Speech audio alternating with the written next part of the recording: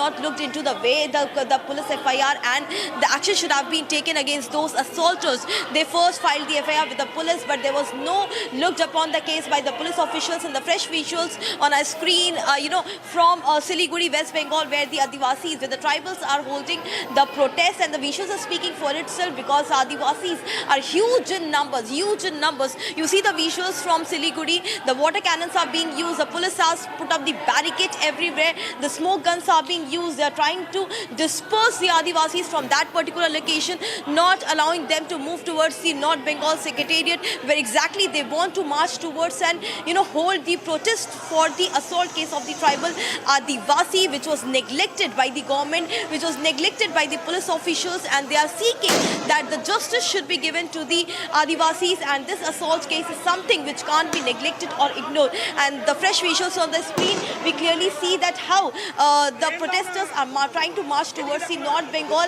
Secretariat. The cannons are being used by the police officials. In fact, the heightened security outside North Bengal Secretariat has been heightened by the West Bengal police officials. Everywhere barricade has been put up, left, right and center, not allowing the Adivasis to move towards the Secretariat. But these are the visuals. Right now the protest is happening as protesters are seeking justice for the assault of the tribal who was assaulted brutally, and the police didn't even file the complaint initially, and they're seeking justice in this matter. These are the visuals from the Siliguri, and the protest has continued from last 1 hour. The protesters first gathered there in numbers to 50 to 100 to move towards North Bengal Secretariat, but after some see the police officials are continuously trying to disperse the protesters, not allowing them to go ahead, but they are now jumping over the barricade, trying to go to the other location.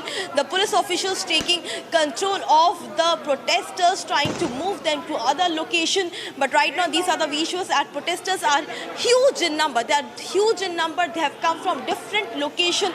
This protest was organized. It was planned by the Adivasi group to hold against the government, to hold against the police officials of West Bengal, seeking justice for the assault of the tribal, and that the assaulters should be taken into custody.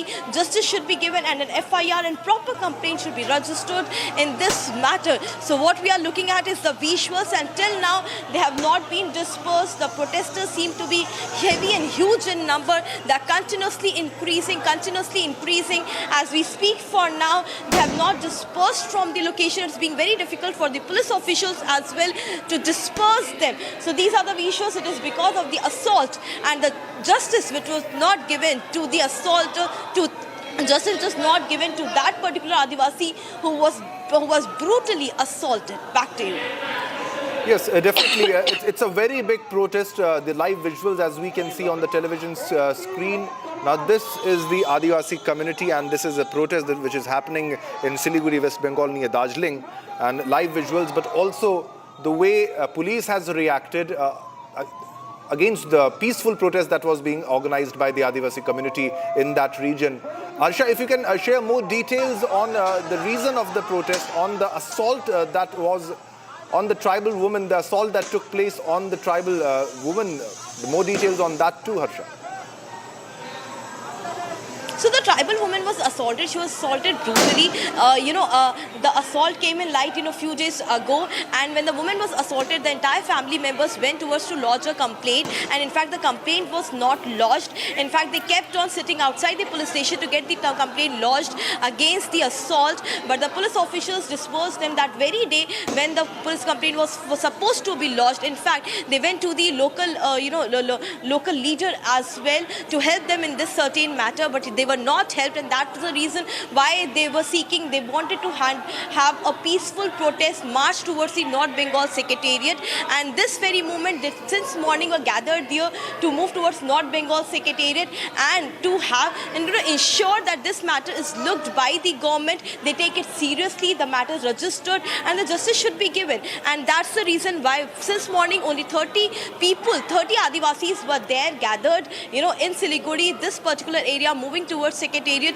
but the police used the force. The police used the force the moment they were heading towards the Secretariat, and that moment the force was used by police official. They started throwing water cannons and smoke guns at them instantly when they started their march. So these are the visuals, and it gets more and more, and you see more and more in huge numbers now. The protesters have gathered. Now they have taken a particular site, particular route going towards from the service area, but they are not being allowed to come to the main road. But still, the force used by police officers have not been controlled. They are still using water cannon. They are still using smoke guns. They are still not letting the protesters jump the barricade. They are jumping from the barricade to go towards Secretariat, and it's very sad. It's very sad state that a woman was brutally assaulted. The entire family members went to the police officers to get the case registered. The case was not registered. In fact, the assaulters were not arrested. They were, they fled from this spot. They were not even searched by the police officers. That was the anger amongst the Adivasis in this entire matter. Back to you. Definitely, clearly negligence on the part of the police when they did not register a complaint in this matter on the assault of the tribal woman. The family went to the police station, but they neglected the victim, and they did not register a complaint. And this is a very big protest which is happening right now in North Bengal, in Siliguri, in the North Bengal region of West Bengal. This pictures are coming, live visuals coming in from Siliguri, West Bengal, on your television screens, ladies and gentlemen. And people have gathered in a very large number. Harsha, if you can describe more on the visuals. It seems to be a very big protest right now, which is happening in the Siliguri region over the assault of a tribal woman, over the assault of a tribal. More details on this, because they have been demanding justice, and justice was denied, and hence the protest that is taking place. Yes, we see the visuals as we see that the protesters are running. They are, they are with the placards. They are burning the effigy. The entire area could not be cordoned off. And these are the live visuals, the live visuals of just now. When we are speaking right now, these are the live visuals when the protesters deny to cordon off the area, and the police trying hard, using hard force to cordon off. They are, in fact, using the force. The lathis are also being used, but the visuals speak for itself. You see, they are burning the effigy fire all down in the middle of the route. In the middle of the main road, we can see the effigies are being burnt, and also the placards which are being used, and also sloganeering against the government, which is heavy, which is huge. These are the fresh visuals, and let me tell you, the protesters are not just 50 to 60. They are more in number. There are approximately. All right, viewers, these are the live pictures coming in from Israel, and this after the bilateral talks that took place between India and Israel, between Prime Minister Narendra Modi, Benjamin Netanyahu, and the Israeli president. And there's a lot on the agenda, and exclusive pictures, live visuals, first on Republic on your television screen, as you can see right now. One defined by the deep friendship between Prime Minister Netanyahu and Prime Minister Modi, and by the ongoing and remarkable cooperation between Israel and India. If everyone could just please be seated for us, thank you. The fabric of this relationship continues to grow stronger, and we stand on the cusp of opportunities that will yield tremendous results and strengthen our resilience in high-tech artificial intelligence, quantum computing, as well as economic, diplomatic, and security collaboration. Now, we are pleased to announce that a variety of agreements will be signed by the State of Israel and the Republic of India, agreements that will strengthen our partnership, drive innovation, and deepen the bond between Jerusalem and New Delhi. We will now begin the signing of these agreements in the presence of both Prime Ministers. The Cultural Exchange Program and the Memorandum of Understanding to the India-Israel Innovation Center for Agriculture will be signed by the Minister of Foreign Affairs, Mr. Gideon Sar, and External Affairs Minister, Mr. Jai Shankar. Please take the stage.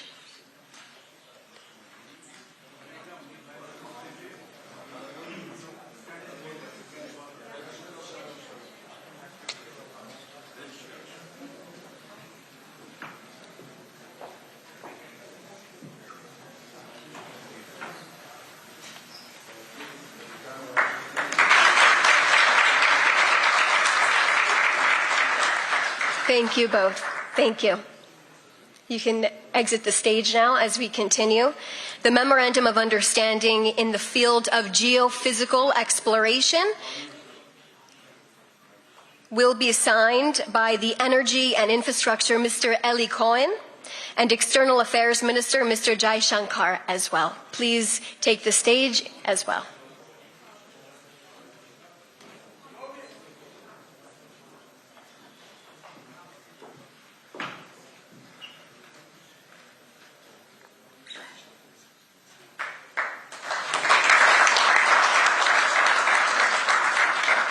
Thank you both. And now, the Memorandum of Understanding for Development of the National Maritime Heritage Complex in Lothal will be signed by the Minister of Heritage, Mr. Amichai Eliyahu, and the External Affairs Minister, Mr. Jai Shankar. Please take the stage. Thank you.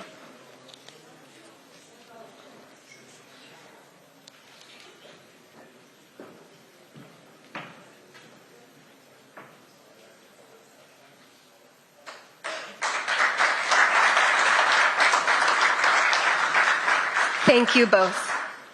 And now the Declaration of Intent in the field of horizon scanning will be signed by the Minister of Innovation, Science and Technology, Ms. Gila Gamliel, and External Affairs Minister, Mr. Jai Shankar. Please take the stage.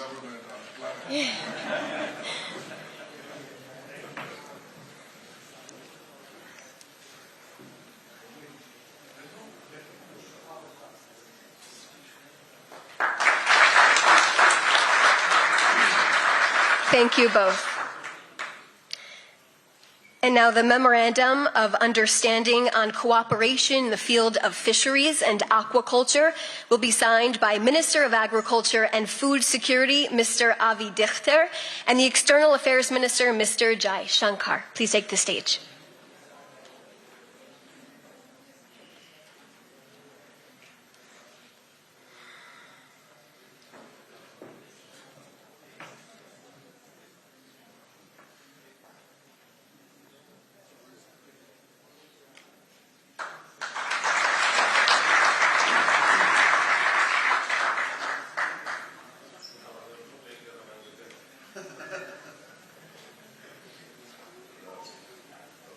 Thank you both. And now the Memorandum of Understanding on the Cooperation on Advancing Education through the Use of Artificial Intelligence will be signed by the Minister of Education, Mr. Yoav Kish, and the External Affairs Minister, Mr. Jai Shankar. Please take the stage.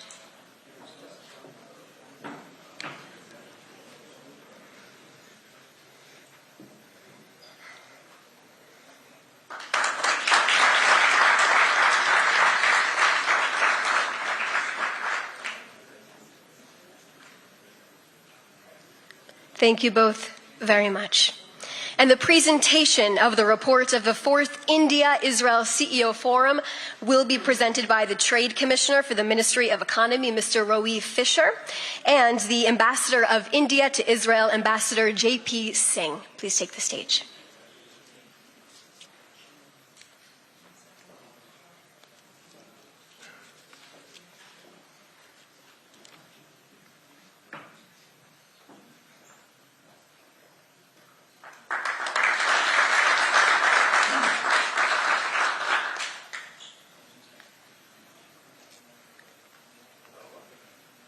And now the implementation protocol to the agreement in commerce and services sector, the manufacturing sector, and the restaurant sector will be signed by the Director of Foreign Workers Administration at the Population and Immigration Authority, Mr. Moshe Nakash, and the Foreign Secretary for the Republic of India, Mr. Vikram Misri. Please take the stage.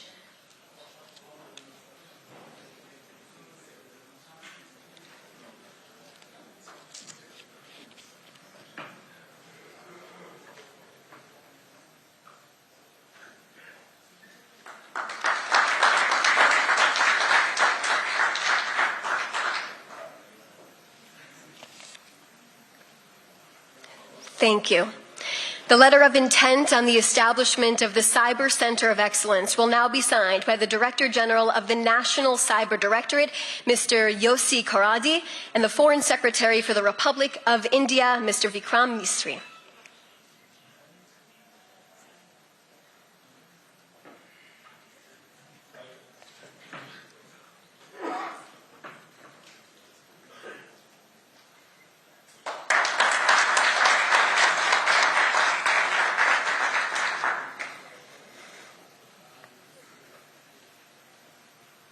Thank you both.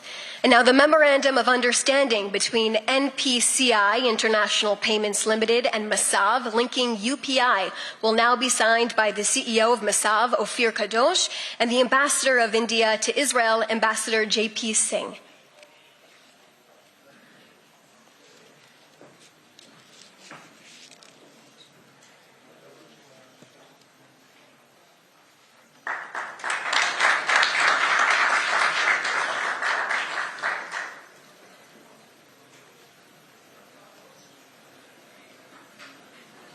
Thank you. And now the agreement on commercial arbitration will now be signed by attorney Dr. Menashe Cohen and the Ambassador of India to Israel, Ambassador J.P. Singh.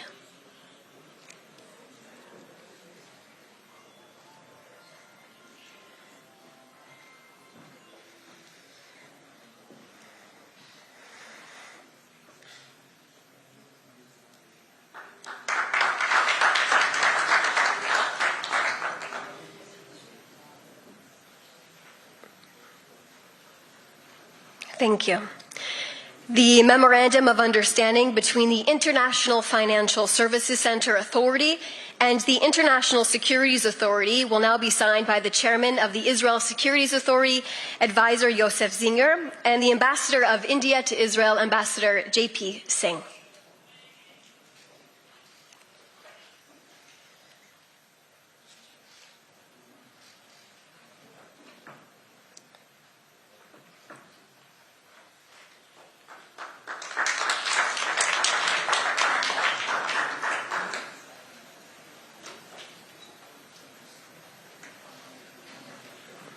Thank you. And finally, our last one today, the Memorandum of Understanding on Artificial Intelligence will now be signed by the Director of the National Artificial Intelligence Directorate, Brigadier General in the Reserves, Erez Askal, and the Ambassador of India to Israel, Ambassador J.P. Singh.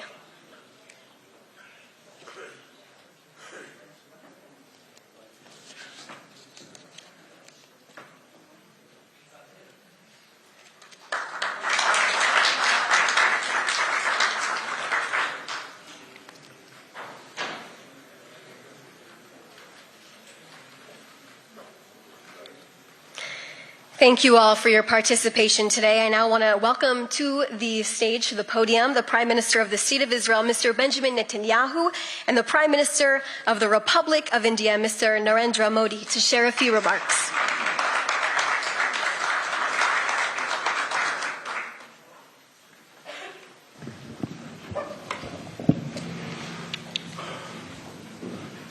This is an amazing visit.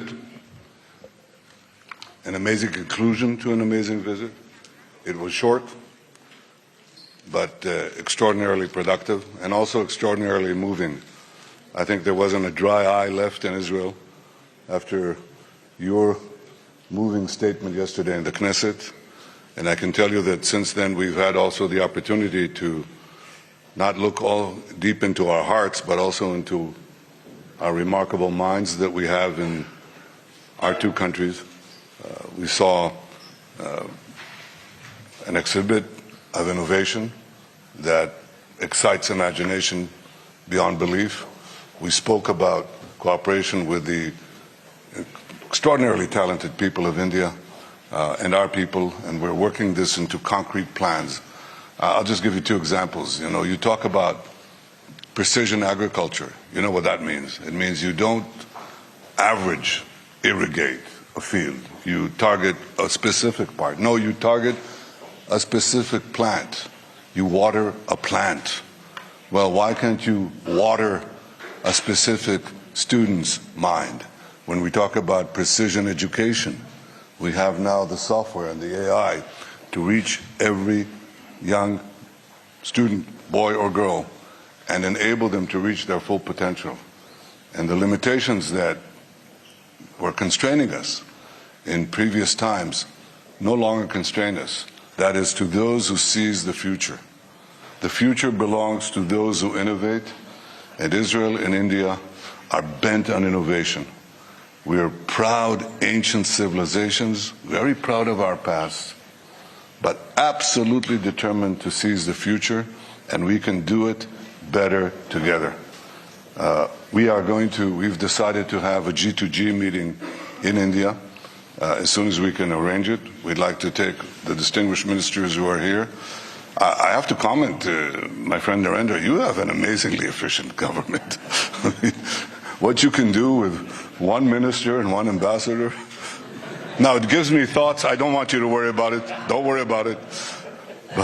But in fact, we know that the meeting of minds and hearts that we've had here will also continue in this remarkable G2G that is long overdue and will create an even greater boost to the enormous benefits that we can bring to each other and I think to humanity at large.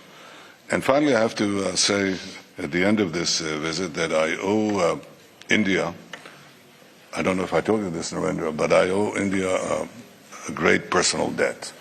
You see, when I met Sarah for the first time, I think our first or second date was in an Indian restaurant in Tel Aviv. It was Vina Pashkarna. And I have to tell you, there is no question.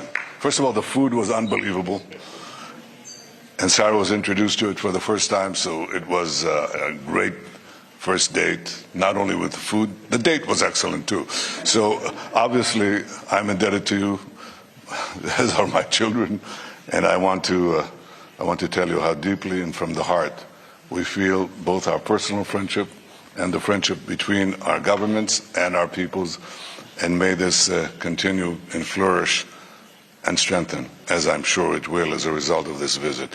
Thank you, Narendra, and thank you all. Thank you.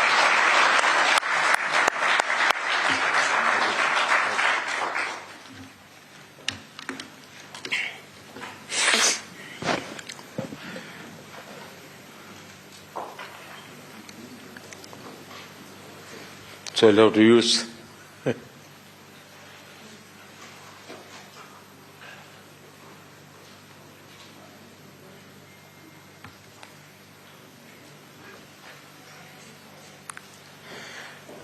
Your Excellency, प्रधानमंत्री और मेरे मित्र Netanyahu, Mrs Netanyahu, दोनों देशों के delegates, media के साथियों, नमस्कार, shalom. मेरे और भारतीय डेलीगेशन के गर्मजोशी भरे स्वागत के लिए मैं प्रधानमंत्री नेतन्याहू का एक बार फिर हृदय से आभार व्यक्त करता हूं। 9 वर्ष पहले मुझे इजरायल की यात्रा करने वाले पहले भारतीय प्रधानमंत्री बनने का सौभाग्य मिला था। एक बार फिर इजरायल की ऐतिहासिक भूमि पर कदम रखना मेरे लिए गर्व और भावुकता का क्षण है। कल मुझे इजरायल के पार्लियामेंट को संबोधित करने का अवसर मिला। वहां मुझे speaker of the Knesset medal से भी सम्मानित किया गया। मैं इस सम्मान के लिए क्नेसेट स्पीकर महोदय, मेरे मित्र प्रधानमंत्री नेतन्याहू और इजरायल के लोगों का हार्दिक आभार व्यक्त करता हूं और इसे 140 करोड़ भारतवासी और भारत इजरायल मित्रता को मैं समर्पित करता हूं। फ्रेंड्स, हमारे संबंध गहरे विश्वास, साझा लोकतांत्रिक मूल्यों और मानवीय संवेदनाओं की मजबूत आधारशिला पर आधारित है, उस पर स्थापित है। हमारे रिश्ते समय की हर कसौटी पर खरे उतरे हैं। आज हमने अपनी टाइम टेस्टेड साझेदारी को स्पेशल स्ट्रेटेजिक पार्टनरशिप का दर्जा देने का ऐतिहासिक निर्णय लिया है। यह निर्णय दोनों देशों के लोगों की आकांक्षाओं का प्रतिबिंब है।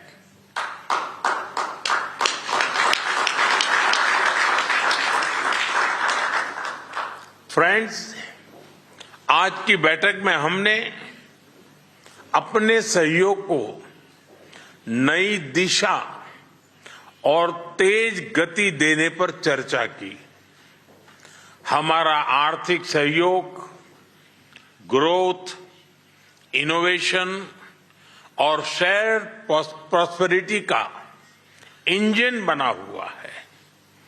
आपसी निवेश को बढ़ावा देने के लिए हमने पिछले वर्ष बायलैटरल इन्वेस्टमेंट एग्रीमेंट किया। हम शीघ्र ही एक mutually beneficial free trade agreement को भी अंतिम रूप देंगे। टेक्नोलॉजी हमारी भावी साझेदारी का केंद्र है।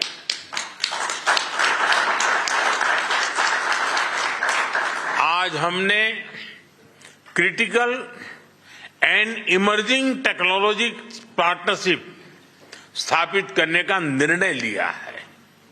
इससे एआई, क्वांटम और क्रिटिकल मिनरल्स जैसे क्षेत्रों में सहयोग को नई गति मिलेगी। मुझे खुशी है कि इजरायल में यूपीआई के इस्तेमाल के लिए समझौता किया गया है।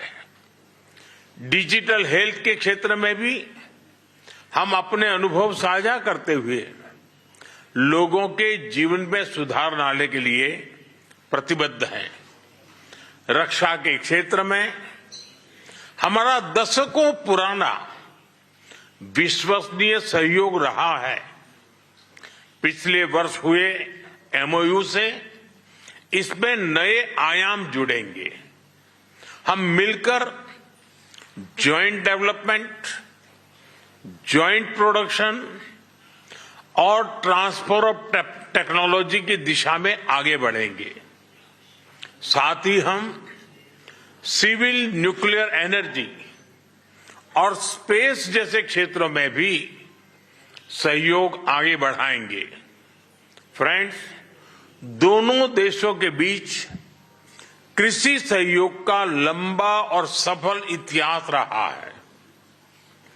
आज हमने इस सहयोग को फ्यूचरिस्टिक दिशा देने का संकल्प लिया है। इजरायल के सहयोग से भारत में स्थापित सेंटर्स ऑफ एक्सीलेंस हमारी मित्रता के उत्तम उदाहरण है। इनकी सफलता देखते हुए हमने इनकी संख्या 100 तक ले जाने का 100 तक ले जाने का लक्ष्य निर्धारित किया है। इस दिशा में एक कदम और बढ़ाते हुए विलेजेस ऑफ एक्सीलेंस बनाने पर भी काम कर रहे हैं। इससे इजरायली टेक्नोलॉजी भारत के गांव-गांव तक पहुंचेगी और लाखों किसानों की आय और उत्पादकता में बहुत बढ़ोतरी होगी। हम मिलकर फ्यूचर रेडी फार्मिंग सॉल्यूशंस भी विकसित करेंगे। भारत में India Israel innovation centre for agriculture की स्थापना इस सहयोग के लिए मजबूत आधार प्रदान करेगी। फ्रेंड्स, हमारे पीपल टू पीपल टाइज हमारे संबंधों का एक महत्वपूर्ण स्तंभ है। 2023 में हुए मैन पावर मोबिलिटी एग्रीमेंट के माध्यम से भारत ने इजरायल के कंस्ट्रक्शन और केयर गिवर सेक्टर्स में महत्वपूर्ण योगदान दिया है। भारतीय कामगारों ने अपनी मेहनत, प्रतिबद्धता और कौशल से विश्वास अर्जित किया है। मुझे खुशी है कि इस सहयोग का विस्तार कॉमर्स और सर्विसेज जैसे क्षेत्रों में भी किया जा रहा है। दोनों देशों के युवाओं, रिसर्चर्स और इनोवेटर्स को जोड़ना हमारी मुख्य प्राथमिकता रही है। इस दिशा में आज हम इंडिया इजराइल एकेडमिक फोरम की स्थापना कर रहे हैं। फ्रेंड, आज हमने क्षेत्रीय एवं वैश्विक मुद्दों पर भी व्यापक चर्चा की। क्षेत्रीय कनेक्टिविटी को बढ़ावा देते हुए हम India middle east Europe economic corridor iMac और इंडिया इजराइल यूएई यूएसए यानी I2U2 पर नई गति से आगे बढ़ेंगे। फ्रेंड, भारत और इजराइल पूरी तरह से स्पष्ट है कि आतंकवाद का दुनिया में कोई स्थान नहीं है। किसी भी रूप में, किसी भी अभिव्यक्ति में आतंकवाद को स्वीकार नहीं किया जा सकता। हम कंधे से कंधा मिलाकर आतंकवाद और उनके समर्थकों का विरोध करते रहे हैं और आगे भी करते रहेंगे।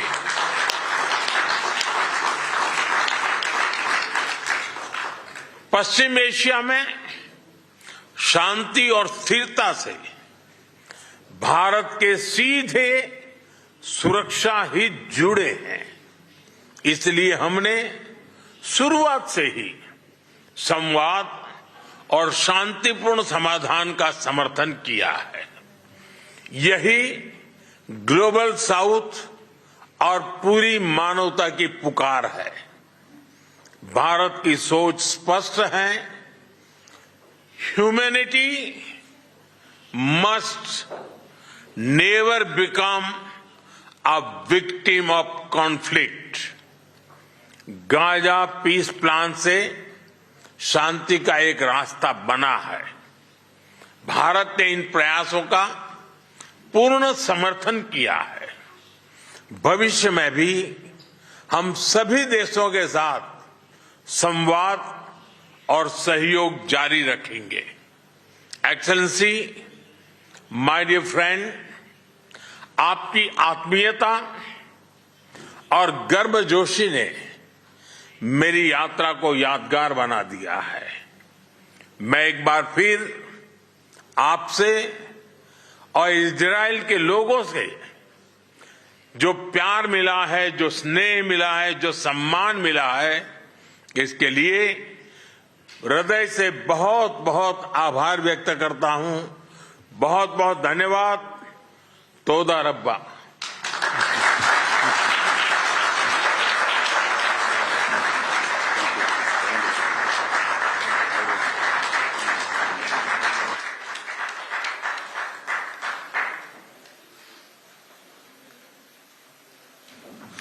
Thank you, everyone, for joining us today. I ask you to just remain seated, please, both Prime Minister Netanyahu and Prime Minister Modi, before they have departed. So just remain in your seats. Thank you very much.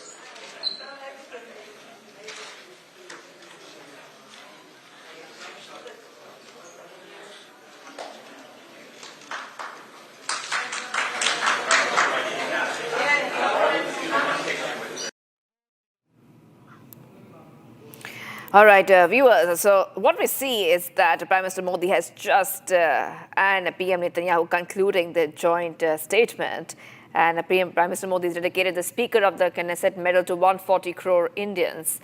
Prime Minister Modi thanked Netanyahu for the warm welcome extended to him and his delegation. He recalled his first visit to Israel 9 years ago and said, returning after a decade was a proud moment. And referring to being honored with the Speaker of the Knesset medal, he stated, I dedicate this award to 140 crore Indians and the India-Israel friendship. Prime Minister Modi hailing the India-Israel defense, trade and tech partnership.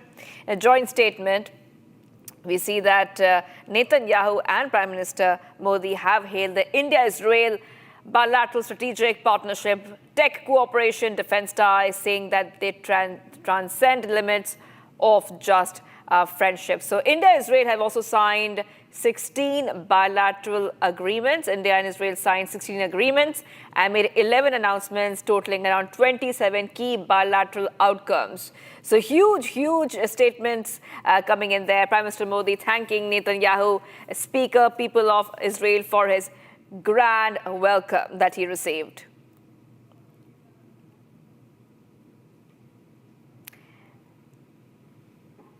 All right, also Prime Minister Modi shaking hands with his counterpart after that statement. And Netanyahu also said that it was a very productive visit of Prime Minister Modi. So Netanyahu very surprised in a good way that the government being run by PM Modi is very efficient. Let's move ahead. Home Minister Amit Shah addressed a public gathering in Bihar after inaugurating 2 new border outposts.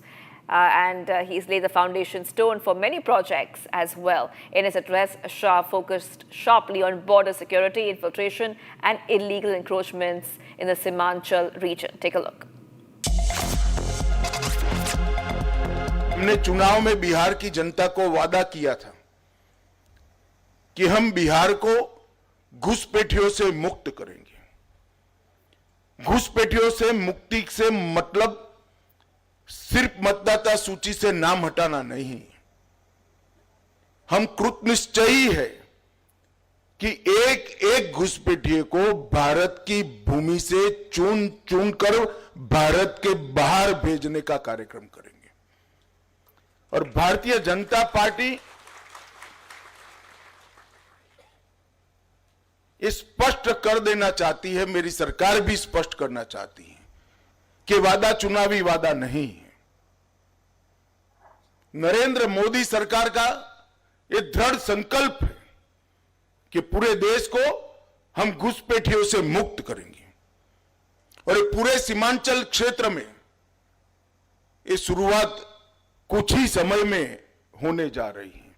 मैं खुद चुनाव के वक्त 4 दिन सीमांचल में रहा था, हर जिले में गया हूं और ये वादा किया है जनता को कि हम पूरे सीमांचल को घुसपैठियों से मुक्त करेंगे। आमतौर पर नेताओं के वादे जनता को याद कराना पड़ता है, मगर आज मैं सीमांचल की जनता को मेरा वादा याद कराने आया हूं, क्योंकि मुझे सीमांचल की जनता का सहयोग चाहिए। घुसपैठिए सीट हमारे चुनाव को प्रभावित नहीं करते हैं, गरीबों के राशन में भी वो हिस्सा ले जाते हैं, हमारी रोजगारी में भी हमारे युवाओं की सारी संभावनाओं को क्षीण करते हैं और इसके साथ साथ राष्ट्र की सुरक्षा के लिए भी एक घुसपैठिए बहुत बड़ा चैलेंज है। So that was Home Minister Amit Shah saying that Bihar will soon be free of infiltrators. A big and strong message coming there from Amit Shah. On that note, taking a very short break, do not go anywhere. We'll be right back. CGI pulls up NCERT over textbook content and accountability, seeks clear response on revision. Stay tuned.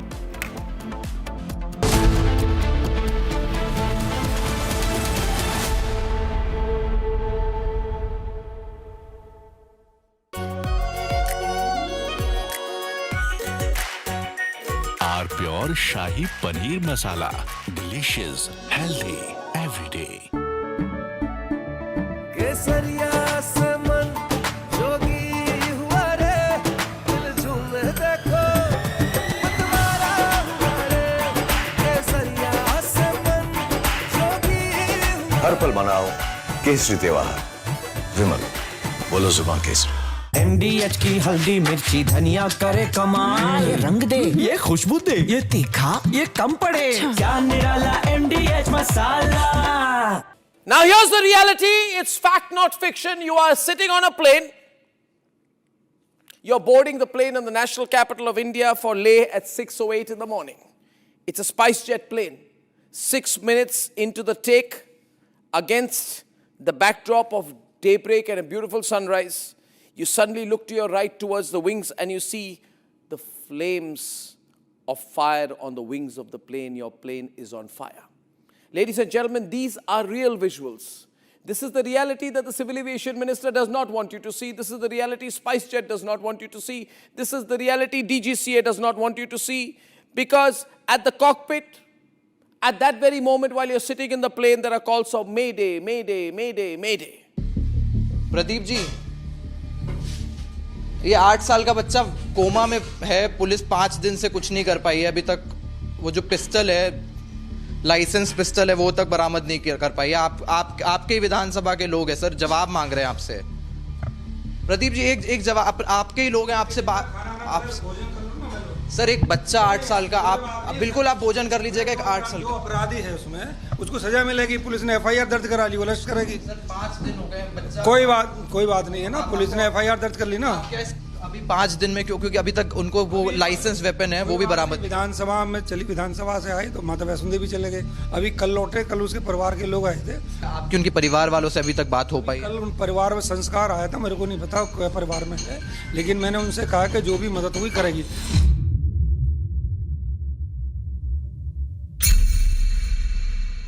दादी के हाथों का जादू और खुशबू से महकता घर, माँ की मुस्कुराहट और खाने की सुगंध। MDH गरम मसाला, क्योंकि हर रिश्ता है स्वाद से जुड़ा। केसरिया से मन जोगी हुआ रे, दिल झूमे देखो मतवारा हुआ रे। केसरिया से मन जोगी। हर पल मनाओ केसरी त्योहार। विमल, बोलो जुबान केसरी। आर प्योर सूजी पास्ता, उबालो, मिलाओ और खाओ। 8 मिनट में तैयार। क्या टेस्ट है, सबका राजा हार्डकोर मसाला।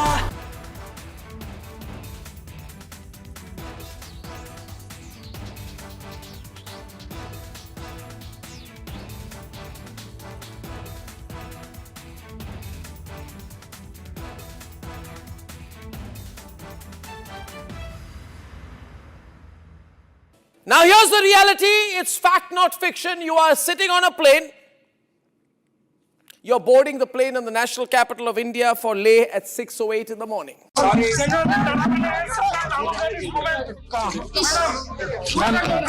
मैम नीचे देखिए, नीचे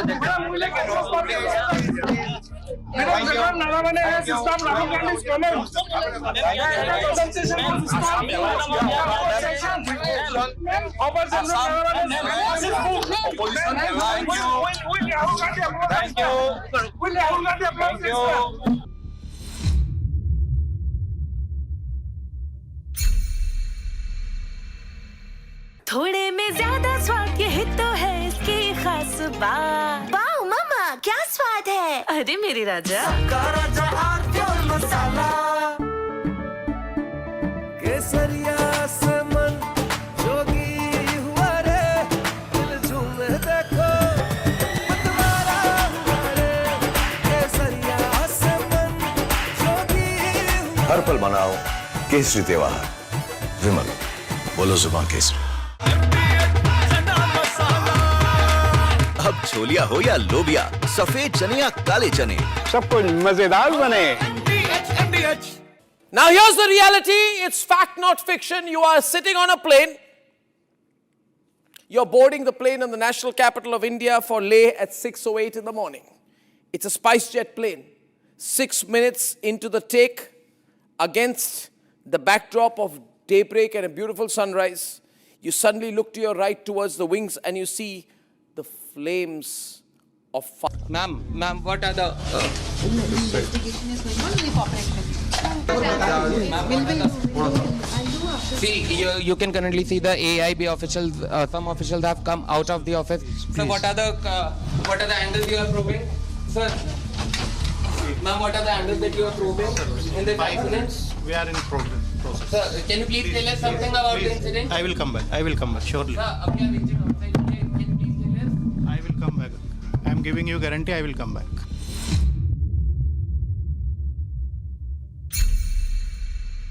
ये है सीक्रेट रेसिपी MDH का जीरा sip jal jeera masala. Sip sip jeera sip MDH का जल जीरा सिप MDH का jal jeera SIP.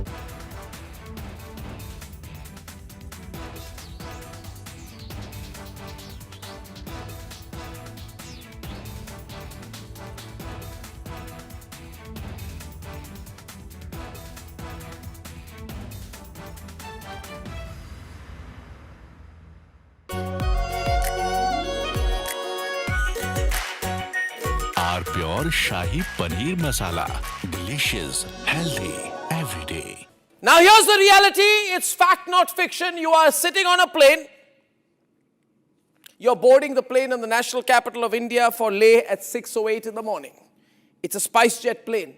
6 minutes into the take, against the backdrop of daybreak and a beautiful sunrise, you suddenly look to your right towards the wings and Rahul ji general Naravane ने कहा है कि वो आप गलत कह रहे हैं। राहुल जी जनरल नरवणे ने कहा कि आप गलत कह रहे हैं। भारत से कहीं कब्जा नहीं हुआ। और राहुल जी जनरल नरवणे ने कहा है कि आप गलत कह रहे हैं, गलत आर्टिकल का हवाला दे रहे हैं, भारत की जमीन पर कब्जा कर रहे हैं। जनरल नरवणे ने कहा है कि आपने अज्ञात सूत्रों का हवाला दिया है, भारत की जमीन पर कब्जा नहीं हुआ। राहुल जी आपने गलत कहा था, जनरल नरवणे ने कहा कि अज्ञात सूत्रों का हवाला।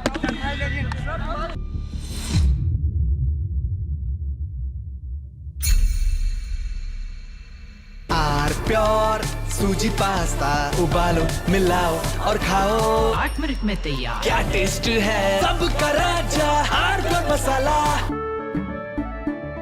केसरिया से मन जोगी हुआ रे, दिल झूमे देखो मतवारा हुआ रे। केसरिया से मन जोगी हुआ। हर पल मनाओ केसरी त्योहार। विमल, बोलो जुबान केसरी। MDH की हल्दी मिर्ची धनिया करे कमाल, ये रंग दे, ये खुशबू दे, ये तीखा, ये कम पड़े, क्या निराला MDH masala. Now here's the reality. It's fact, not fiction. You are sitting on a plane. You're boarding the plane in the national capital of India for Leh at 6:08 in the morning. It's a SpiceJet plane. 6 minutes into the take, against the backdrop of daybreak and a beautiful sunrise, you suddenly look to your right towards the wings and you see the flames of fire on the wings of the plane. Your plane is on fire. Ladies and gentlemen, these are real visuals. This is the reality that the Civil Aviation Minister does not want you to see. This is the reality SpiceJet does not want you to see. This is the reality. सवाल मेरा आपसे है, ये बताइए कितने लोग इसमें involve थे और आप लोगों की क्या भूमिका रही है इसमें? क्या सवाल सर ये नहीं, ये बताइए 3 लोग जो आपने सस्पेंड किए गए लोग, उन लोगों के नाम बताइए आपने, कौन वो लोग थे जिनको सस्पेंड किया गया? ऑथराइज नहीं बोलने के लिए। अच्छा, उसके साथ बताइए क्या थर्ड पार्टी भी इन्वॉल्व है इसमें? थर्ड पार्टी भी इन्वॉल्व है इसमें क्या? क्योंकि पैसा इसमें गया है 590 करोड़। क्या पैसा सर आपको चोट लग जाएगी? पैसा इन्वॉल्व है क्या इसमें? आप बताइए। थर्ड पार्टी रिपब्लिक टीवी सवाल पूछ रहा है आपसे, आप बताइए क्या इसमें और लोग भी इन्वॉल्व है क्या?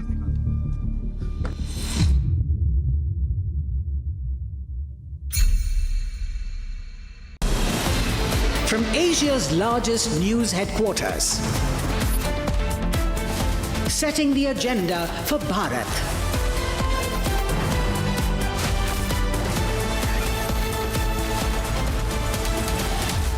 You're watching Republic.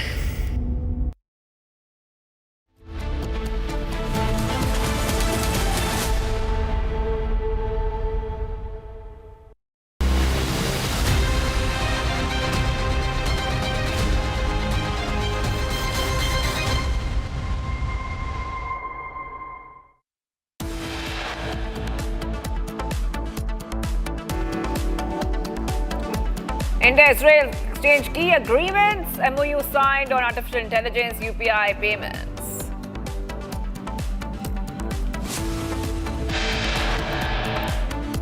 ED questions Anil Ambani in connection with the money laundering and fraud charges.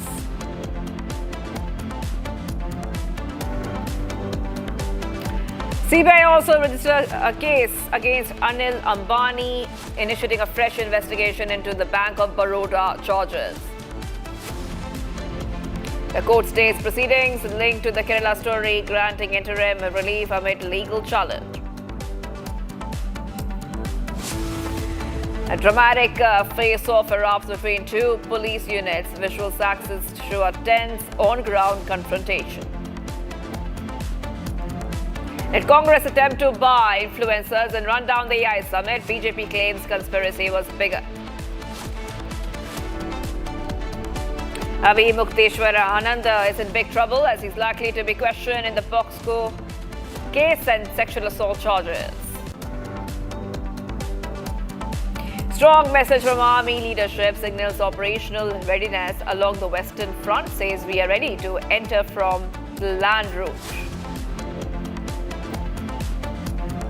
CGI pulls up NCERT over textbook content and accountability, seeks clear response on revisions.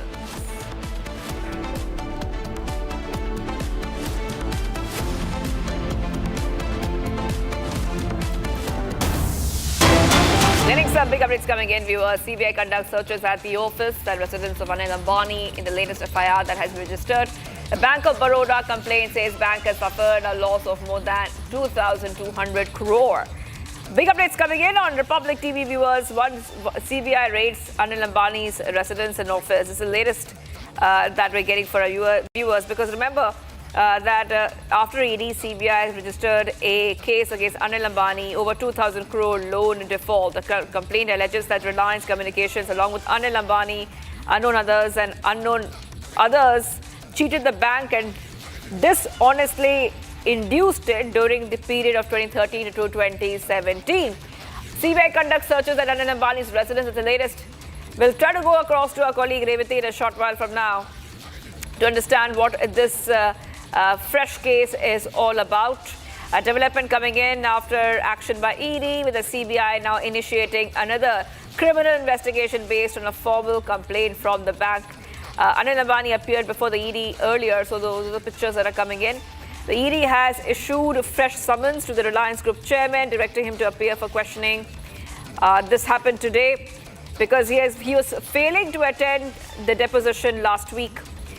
Okay, so big updates coming in, viewers, on Republic TV, and the charges which have been invoked are FIR has cited offences under Section 120B, criminal conspiracy, 420, cheating, along with Section 113, 2, and much more. CBI has now formally entered the case after ED's action. A probe is expected to examine the loan sanction processes, fund utilization and possible diversion of funds. So this will be the key focus of the CBI. Big updates coming in, viewers, on Republic TV. Mounting debt and operational challenges already have been haunting Reliance Communications. More trouble coming in from Anil Ambani. So after ED, CBI registers the case against Anil Ambani with a 2,000 crore loan default. CBI is conducting the searches at the office and residence of Anil Ambani in the latest FIR that has been registered. The Bank of Baroda complaint. A bank has suffered a loss of more than 2,220 crores.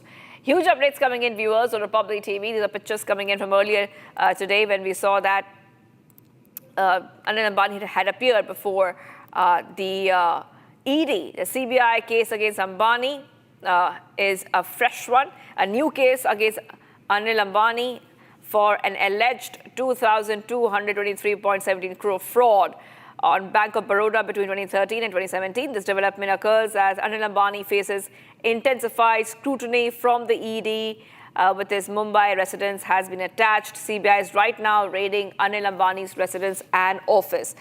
New charges are about RCOM's protracted corporate insolvency resolution process, potentially delaying creditor recovery and adding complexity to the very distressed Reliance Communication financial restructuring. Huge updates because this is a fresh criminal investigation by the CBI into this fraud by Anil Ambani Reliance Communication Limited. Let's go straight across to my colleague. We're being joined by Deputy Executive Editor Shravan. Shravan, if you just could take a help our viewers understand what's the latest. CBI is conducting the searches at Anil Ambani's residence. Well, in fact, Shivangi, this is the second case that has been registered against Anil Ambani by the Central Bureau of Investigation. This is based on a complaint that was first filed by Bank of Baroda. In the complaint that was filed by Bank of Baroda to the central agency, they've essentially alleged that the bank has suffered a loss of over 2,000 crore rupees. In fact, this was after funds that were basically diverted, is what we're given to by companies that have been linked to Anil Ambani. Reliance Communication is the company in question. In fact, as we speak, it turns out that there have been searches that have been carried out in Mumbai, searches that were basically carried out by the Central Bureau of Investigation in Mumbai at the residence as well as in the office. Yes. Okay. Yes. Shaman is getting us all these details coming in. It's a fresh criminal investigation by the CBI, casting further shadow because we know that the company is already in a very troubled financial state. And this is coming just after action by the ED. A lot of uncertainty for Anil Ambani. You know, it's very complex. But it's a deepening legal storm that Anil Ambani could be seeing next too, Shawan. Well, this comes at a time when Anil Ambani is already facing questions by the Enforcement Directorate. In fact, this is the third appearance that he is making before the Enforcement Directorate. So while he is at the office of the Enforcement Director, the Central Bureau of Investigation has also stepped in, filing a case against Anil Ambani. Reliance Communication has been named in this company. As far as this FIR goes, important to highlight the fact that Anil Ambani, all this while, Shivangi, has essentially been stating that these are decisions that were taken by the board members and not by him individually. It turns out from the investigation that has been carried out by the Enforcement Directorate and the documents that have been accessed is that he himself had given a personal guarantee to a consortium of banks. And based on that personal guarantee is how the loans were basically granted to a consortium of banks to begin with. And not just that, it seems that this was the same modus operandi that was adopted by Anil Ambani when it came to Chinese lenders. Those loans also turned out to be NPA. And that is the reason why the question here is that whether at all Anil Ambani was diverting these funds to related parties, third-party entities, and whether at all these loans were actually used for the purpose for which they had basically asked for.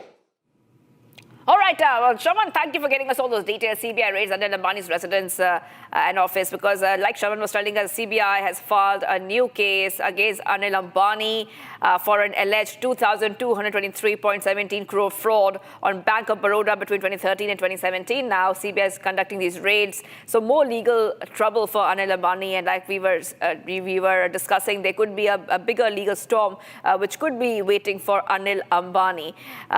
Big updates coming in, viewers, on Republic TV. This is a criminal case against Anil Ambani alleging fraud against the Bank of Baroda. This probe stems from a formal complaint filed with the bank itself, accusing Ambani and others for being dishonestly inducing the lender to incur a wrongful loss. FIR invokes charges under sections which are related to criminal conspiracy and cheating. Okay, so was there an attempt to buy influencers and run down the AI summit? Well, there's a big twist which is coming in, and for that I would want to go across to our executive editor, Niranjan. Niranjan, we're getting news that influencers claim they were paid to campaign to run down the AI summit.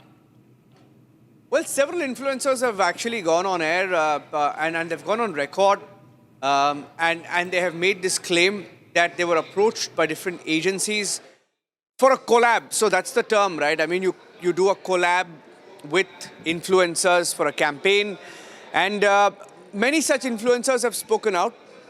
And one such influencer is joining us live on Republic. I'd like to show you the screenshot first up that he put up. That's Ravi Vishwakarma. Ravi Vishwakarma is an influencer who has put out a video. And in this video, he's attached a few snapshots as well. And in these snapshots, what is coming through, and it's a claim made by Ravi Vishwakarma, is that perhaps some agencies were keen on paying influencers to speak negatively about the AI summit. Let me go across straight to him. Ravi, hi, good evening. Can you hear me? Ravi Vishwakarma? Hello. Yes, I can hear you. Am I audible? Yeah, I can hear you. I can hear you clearly. So Ravi, this morning you put out a video as well. So I'll ask our producers to pull up that video. I'll play that video that you put out. And in that video, you made a claim that you were approached by a few handles / agencies asking for a collab. They tried to pay you to run down the AI summit. Is that correct? Yes, I was contacted by a few agencies, as I have shown on social media publicly. Yeah. It is visible to like all of country if they want to see. Yeah. I have uploaded both of the videos, and the agency wanted to contact me, and they said we want to collab. They haven't revealed their client yet, but it was an agency. I know her name, the one who contacted me, but I cannot disclose it to you. But yes, I was contacted, and yeah, right now she has blocked me, but I was contacted and I brought this issue to notice. And what did they tell you? How did they contact you?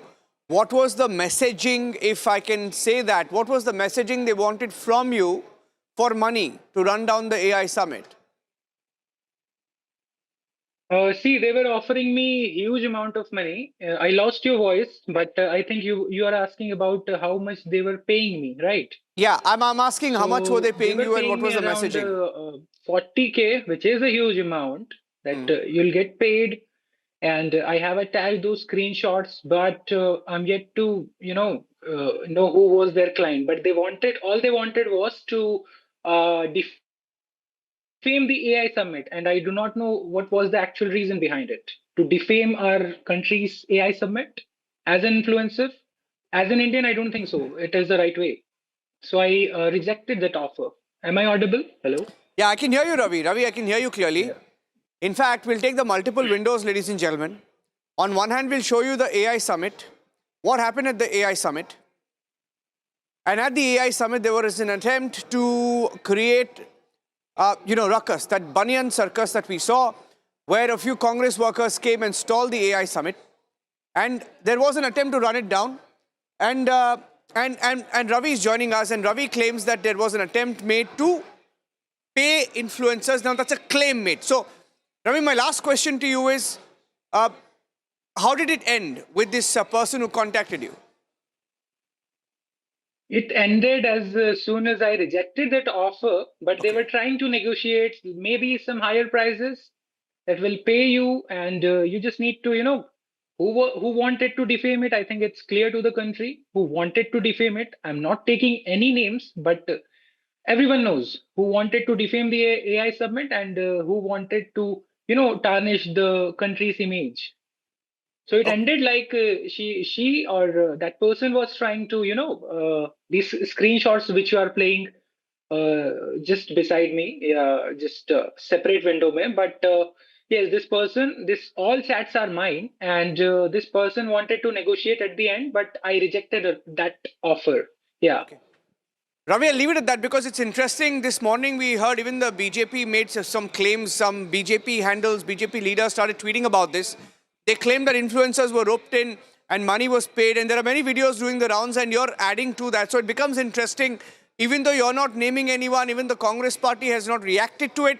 There is no response from the Congress party to this entire controversy. Let's leave it at this. I'll leave it at this for now.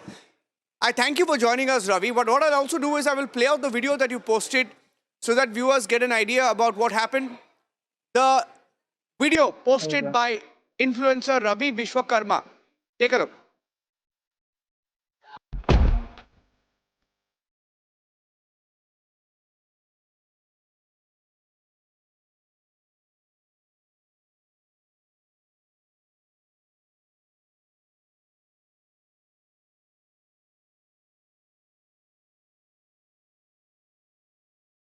कौन है ये लड़की जो India की बुराई करने के लिए मुझे 40,000 पे कर रही थी? नहीं, मैंने तो प्लांट नहीं कर दिया। इसका कहना है मैं इन्हें डिफेम ना करूं, ये लोग पॉलिटिकली बैक्ड हैं, मुझे कोर्ट में भी घसीट सकते हैं, और शुरुआती डेज में मुझे इतने बड़े पंगे नहीं लेना चाहिए क्योंकि मेरे अभी 200 के फॉलोअर्स भी नहीं है। एक्चुअली ट्रू, मुझे इनिशियल डेज में इतने बड़े पंगे नहीं लेना चाहिए, वो भी तब जब मेरे 200 के फॉलोअर्स भी ना हो। तो एक काम करते हैं, जैसे ही मेरे 100 के फॉलोअर्स होंगे मैं आपकी प्रोफाइल फोटो पब्लिक कर दूंगा। कौन है ये लड़की जो इंडिया की बुराई करने के लिए मुझे 40,000 पे कर रही थी? कहीं मैंने तो प्लांट नहीं कर दिया। इसका कहना है मैं इन्हें डिफेम ना करूं, ये लोग politically back.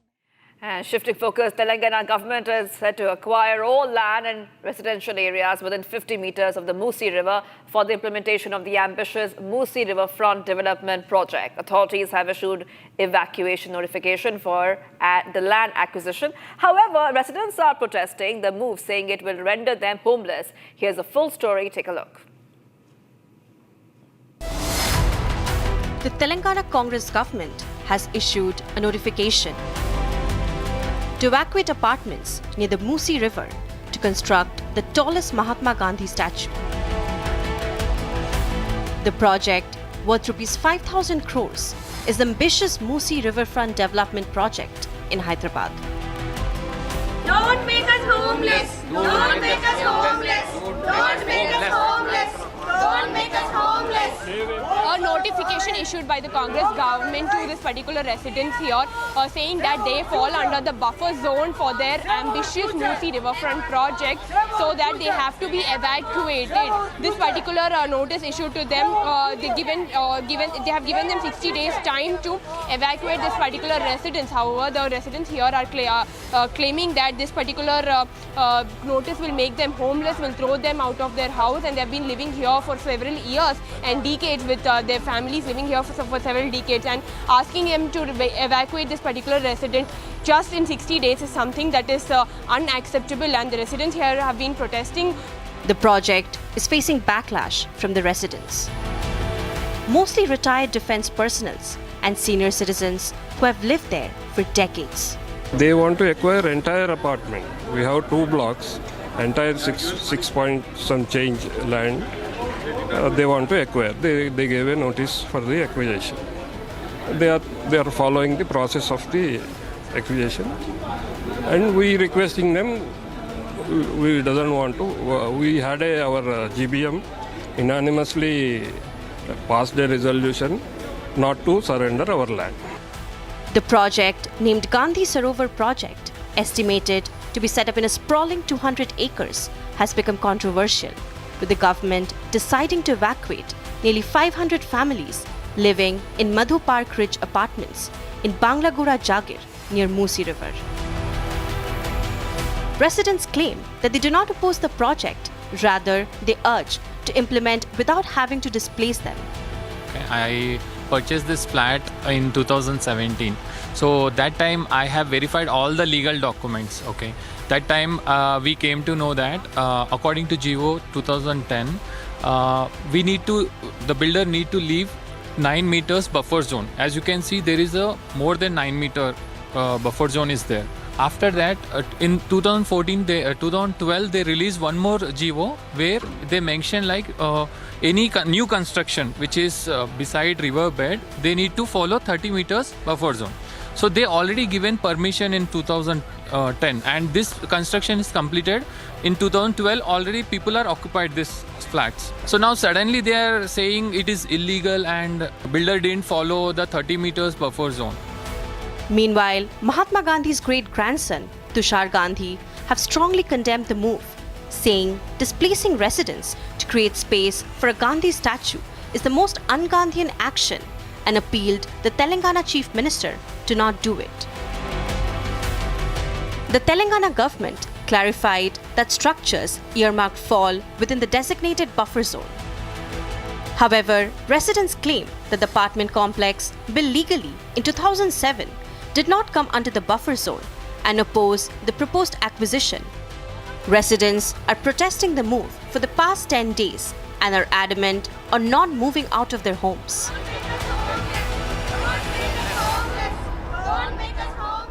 We're getting some more updates coming in. A short while back, there was a stinging observation made by the CGI on the NCERT controversy. CGI has observed it seems like a calculated move to undermine the courts.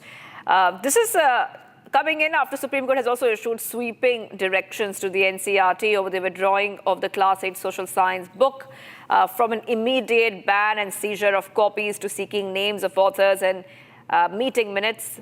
The CGI Suryakant has laid down strict compliance steps for the council and the state education departments on the NCERT controversy. Let's play out the reactions.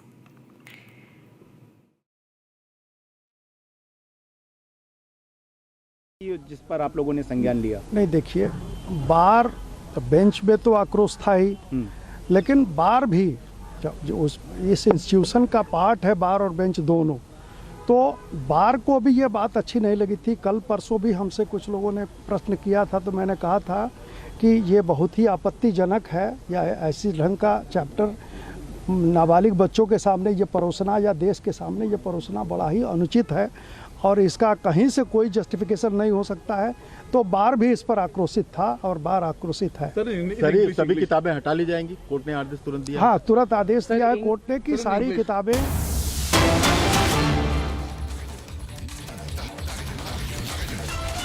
PM Modi expresses displeasure over the NCERT textbook, viewers. Big updates coming in, viewers, on Republic TV. PM Modi expresses displeasure over this textbook.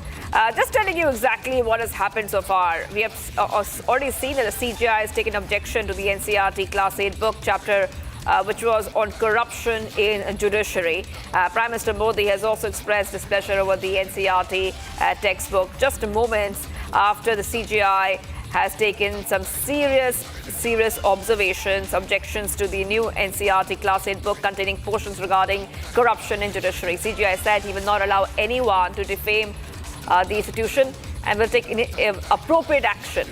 Yesterday, we had seen that this has created a lot of controversy for the past few days. We are seeing these updates coming in as the CGI has pulled up the NCERT over text on judicial corruption. Now, the PM Modi has expressed displeasure over the NCERT textbook. Prime Minister Modi also going ahead and expressing displeasure. Sources say Prime Minister Modi has raised the issue in the Tuesday Cabinet. Education Ministry Secretary sent a show cause notice on this entire issue, coming just after the Supreme Court had taken serious exceptions to the Class 8 NCERT textbook containing reference to corruption in the judiciary. Just today itself, the bench led by CGI took suo motu cognizance on the matter. जब ही ये घटना मेरे सामने आई, मैं तुरंत ही NCERT को निर्देश देके सारे किताबों को विड्रॉ करवाया। आगे वो ना जा पाए उसकी सारी चिंता किया और उसको विड्रॉ करने का निर्देश दिया। न्यायपालिका को कोई भी असम्मान करने का कोई उद्देश्य ही नहीं था, सरकार के उसमें कतई उद्देश्य नहीं था। जो घटना हुई है उसको हम गंभीरता से लेते हैं। एनसीईआरटी के ऊपर उसको और इंक्वायरी किया जाएगा। जो भी व्यक्ति उसमें से उस किताब को बनवाने में, उस चैप्टर को बनवाने में संलग्न है, उनके ऊपर कार्रवाई की जाएगी और आगे ये गलती ना हो, हम न्यायपालिका को आश्वस्त करते हैं। Okay, we're getting these updates coming in. PM Modi expresses displeasure over the NCERT textbook, and according to the latest update that we're getting, this is source-based information, by the way, saying PM Modi will be raise this issue in the Tuesday Cabinet. The Education Ministry Secretary has been sent a show cause notice on this. Also say Prime Minister question oversight on allowing the chapter. So big updates, viewers, coming in. This is just after this entire controversy. The background of this controversy is that the newly introduced NCERT social science textbook for Class 8 outlined key challenges facing the country's judicial system, including corruption, a heavy backlog of cases and an inadequate number of judges. So when the CGI heard this case earlier, they said that heads will roll because this is a calculated move to undermine the judiciary. I want to go straight across to our senior executive editor, Abhishek. Abhishek, sources say PM Modi raised this issue in the Tuesday Cabinet, and there would be more question that Prime Minister Modi is raising. He's questioning the oversight on allowing this chapter in the first place. Well, you see, subsequent actions actually confirm that Prime Minister has expressed displeasure, not necessarily the Tuesday Cabinet,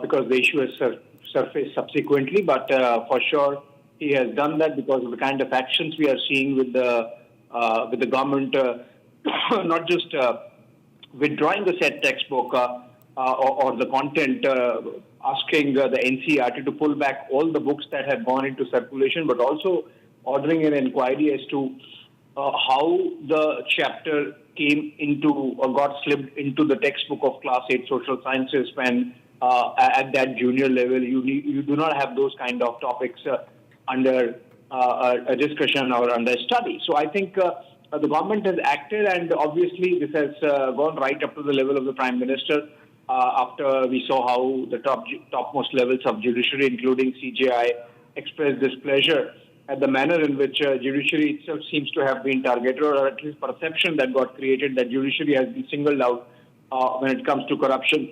And I think in that sense, the government effectively pulling back on the NCERT textbook issue, and after Prime Minister really indicated his own displeasure at the manner this lack of oversight keeps happening repeatedly in the case of Education Ministry.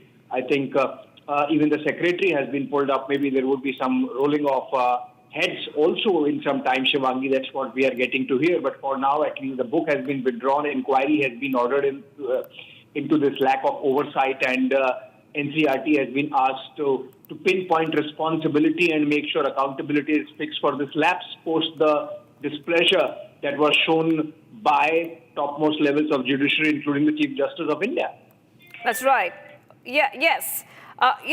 This is a big update coming in here, viewers on Republic TV. And Abhishek, we already have seen that CGI has taken objection to the NCERT book on corruption in judiciary. They've even in the court earlier today, we were pointing this out.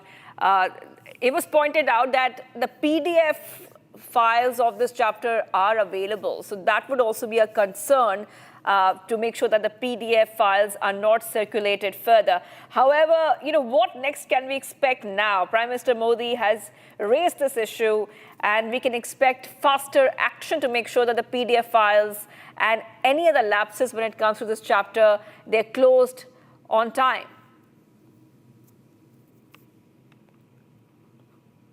Yes, go ahead, Abhishek.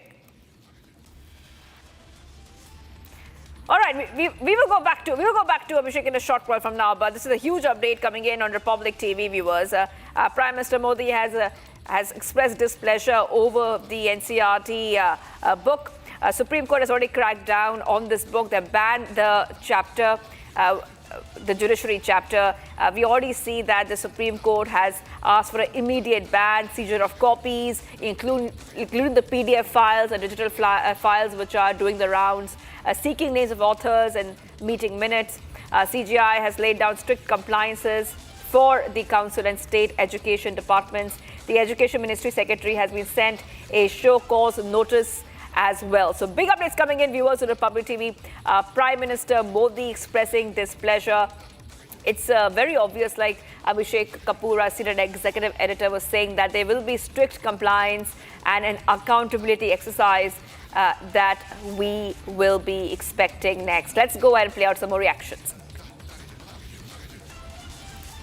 जब ही ये घटना मेरे सामने आई, मैं तुरंत ही NCERT को निर्देश देके सारे किताबों को विड्रॉ करवाया। आगे वो ना जा पाए उसकी सारी चिंता किया और उसको विड्रॉ करने का निर्देश दिया। न्यायपालिका को कोई भी असम्मान करने का कोई उद्देश्य ही नहीं था, सरकार के उसमें कतई उद्देश्य नहीं था। जो घटना हुई है उसको हम गंभीरता से लेते हैं। एनसीईआरटी के ऊपर उसको और इंक्वायरी किया जाएगा। जो भी व्यक्ति उसमें से उस किताब को बनवाने में, उस चैप्टर को बनवाने में संलग्न है, उनके ऊपर कार्रवाई की जाएगी और आगे ये गलती ना हो, हम न्यायपालिका को आश्वस्त करते हैं। जब ही ये घटना मेरे सामने आई, मैं तुरंत ही एनसीईआरटी को निर्देश देके सारे किताबों को विड्रॉ करवाया। आगे वो ना जा पाए उसकी सारी चिंता किया और उसको विड्रॉ करने का निर्देश दिया। न्यायपालिका को कोई भी असम्मान करने का कोई उद्देश्य ही नहीं था, सरकार के उसमें कतई उद्देश्य नहीं था। जो घटना हुई है उसको हम गंभीरता से लेते हैं। एनसीईआरटी के ऊपर उसको और इंक्वायरी किया जाएगा। जो भी व्यक्ति उसमें से उस किताब को बनवाने में, उस चैप्टर को बनवाने में संलग्न है, उनके ऊपर कार्रवाई की जाएगी और आगे ये गलती ना हो, हम न्यायपालिका को आश्वस्त करते हैं। Okay, getting these big reactions coming in on Republic. PM Modi expressing displeasure over the NCERT textbook, and we can expect, like we were discussing, more compliance and accountability over this issue. So back-to-back updates coming in here on Republic TV. Let's also tell you exactly what has been happening since morning. Supreme Court has taken a serious exception to the Class 8 NCERT textbook containing reference to corruption in the judiciary, and Prime Minister Modi has also expressed displeasure over the NCERT textbook. We're also seeing sources say that Prime Minister Modi has questioned the oversight on allowing this chapter in the first place. Sources say that Prime Minister Modi has sought accountability for this chapter on judges. So this is what we see right now, viewers. Back-to-back updates coming in here on this story. Already we see that the CGI has said that we will not allow anybody to defame the Supreme Court. CGI has himself pulled up the NCERT over text on judicial corruption.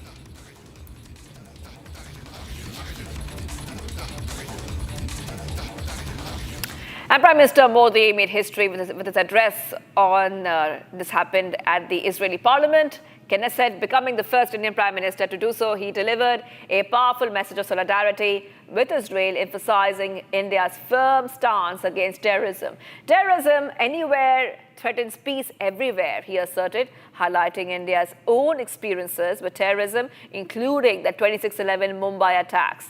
Take a look at what Prime Minister Modi said as he threw light on India's weight behind the Gaza Peace Initiative, saying it holds the promise of a just and durable peace in the region. Take a look.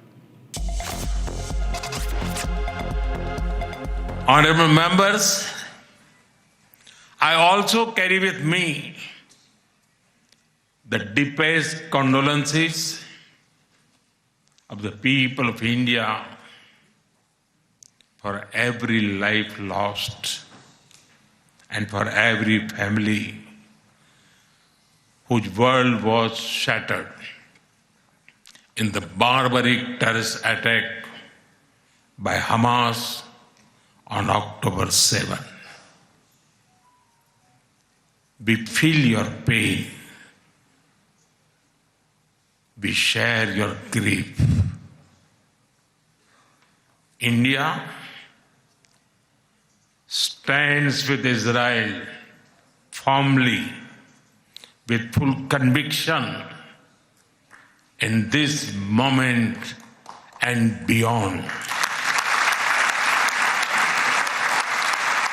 No cause can justify the murder of civilians. Nothing can justify terrorism. India has also endured the pain of terrorism for a long time. We remember the 26/11 Mumbai attacks and the innocent lives lost, including Israeli citizens. Like you, we have consistent and uncompromising policy of zero tolerance for terrorism with no double standards. Getting some breaking news coming in. DGCA has revised air ticket refund norms. No additional charges for charges within 48 hours of booking. Passengers can now cancel or change air tickets without paying additional charges within 48 hours of making the booking. This is a big update coming in. Let's tell you exactly what is happening here.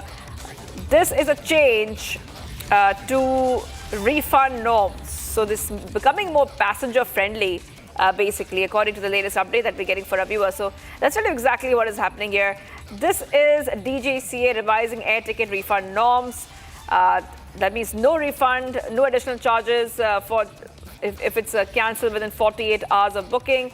Passengers can now cancel or change air tickets without paying additional charges within 48 hours of making that booking. So big updates coming in here, viewers of Republic TV.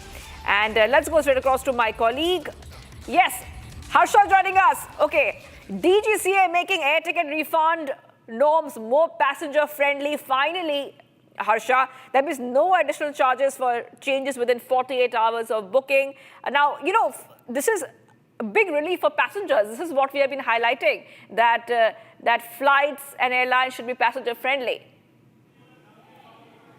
Yes, you rightly pointed out, Shivangi. It was after, the Indigo mess and Indigo chaos in the month of December. We saw that how was the Indigo fiasco. The passengers were stranded at that time at the airport and they were asking for cancellation and refund. For all our viewers, for all our passengers, we are telling here that if a ticket is booked in 24 hours to 48 hours, their cancellation fee will not be charged by the airline. The airline will have to not levy any cancellation charges, and the change of the name and the tickets could be cancelled in 48 hours. In case of the medical emergency, they will only have to put up a medical certificate with the same PNR number, and they would be given a refund shell or your given time in which the amount will be refunded. So there's a huge passenger relief. Almost more than 23,000 complaints were received by the regulatory bodies of the airlines regarding the refunds and the cancellation. This was an ongoing long debate regarding the cancellation and refund policy of the airlines. The passengers were continuously stating that there's a huge amount which is levied by the airline, whenever they try to cancel their flight or, try to change their name if the name is improper. At that time, the cancellation fee and the changing charge are additionally charged. But this time it will not happen like this. But to passengers, we are telling you this: if you are booking a flight, be very vigilant, because it doesn't apply for a departure, lesser than 7 months. So the domestic travel, it has to be more than 7 days, and the international, it has to be more than 15 days. In the international, the departure should not be less than 15 days. The domestic departure should not be less than 7 days. Only then you will get your cancellation fee full on full refunded. There will not be any charges which will be levied by the airline when you try to cancel your particular flight, or there is a name changing issue or the name changing error during the time of the booking. So this is very important, passenger friendly. The CAR rules has been revised by the regulatory body as of now on 24th February when we are talking right now. So the huge relaxation for the passengers who book their ticket. They don't get they are levied the cancellation charges by the airline, not anymore the cancellation charges by the airline within 48 hours of booking. Back to you. All right. Well, thank you, Harsha, for getting us all those details. This is a passenger-friendly move which has come in from the DGCA. Okay, let's move ahead to some of the other stories we're tracking. On the edge of India's western frontier, a brave soldiers stand guard day and night. The Indian Army's Western Command showcases unmatched combat readiness and lethal precision. Take a look at this report as our forces are ever ready.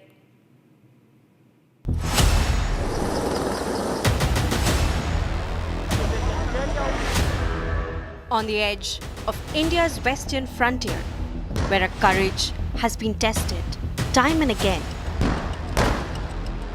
the Western Command of the Indian Army lays bare its unmatched combat readiness. From Dhyan Chand Stadium in Pathankot, a demonstration of power and precision unfolds.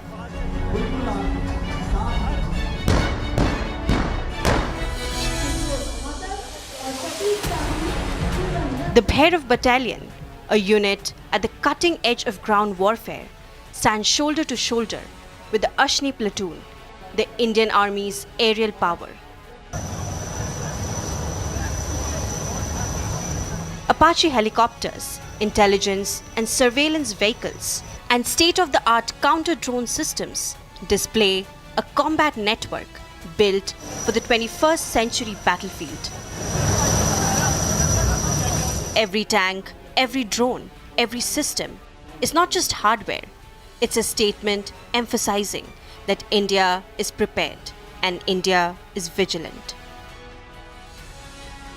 Meanwhile, as Western Army Commander Lieutenant General Manoj Kumar Katiyar addressed the nation, he honored the heroes of Operation Sindoor, the campaign that delivered a decisive, resounding response to cross-border provocations.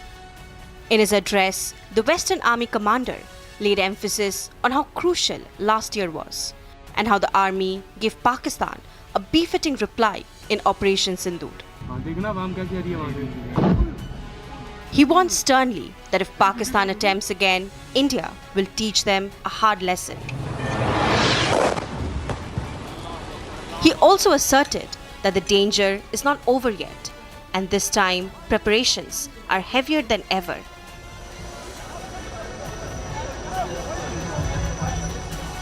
सिंदूर में जैसा आपने देखा कि हमने 7 तारीख को उनके सभी टेररिस्ट बेसिस पर हमला किया था। उसके बाद उन्होंने कुछ जवाबी कार्रवाई की और उसके जवाब में जो हमने उनके मिलिट्री बेसिस, एयर बेसिस को जिस तरह से बर्बाद किया, उसके बाद उसने फिर सीज़ फायर की मांग की। और सीज़ फायर की मांग सिर्फ डायरेक्टली हमसे नहीं की, हमको लगता है कि और भी देशों के पास उसने अपना ये मैसेज भेजा कि हमें इंडिया से सीज़ फायर करवा दो। नहीं, हम उसकी जहाँ भी इस तरह की हरकतें हैं, कार्रवाई हैं, हम उस पर पूरा नज़र रखे हुए हैं और हमको इस बात का ज्ञान है कि वहाँ पर क्या कार्रवाई हो रही है, वो किस तरीके से अपना टेररिस्ट बेसिस को अगर रिजुविनेट कर रहा है या दोबारा से इकट्ठा करने की कोशिश कर रहा है, तो हमें उसकी जानकारी हासिल है। Across the border, Pakistan's military leadership clings to relevance by conflict, by exploiting terror proxies, and also by reviving terrorist networks.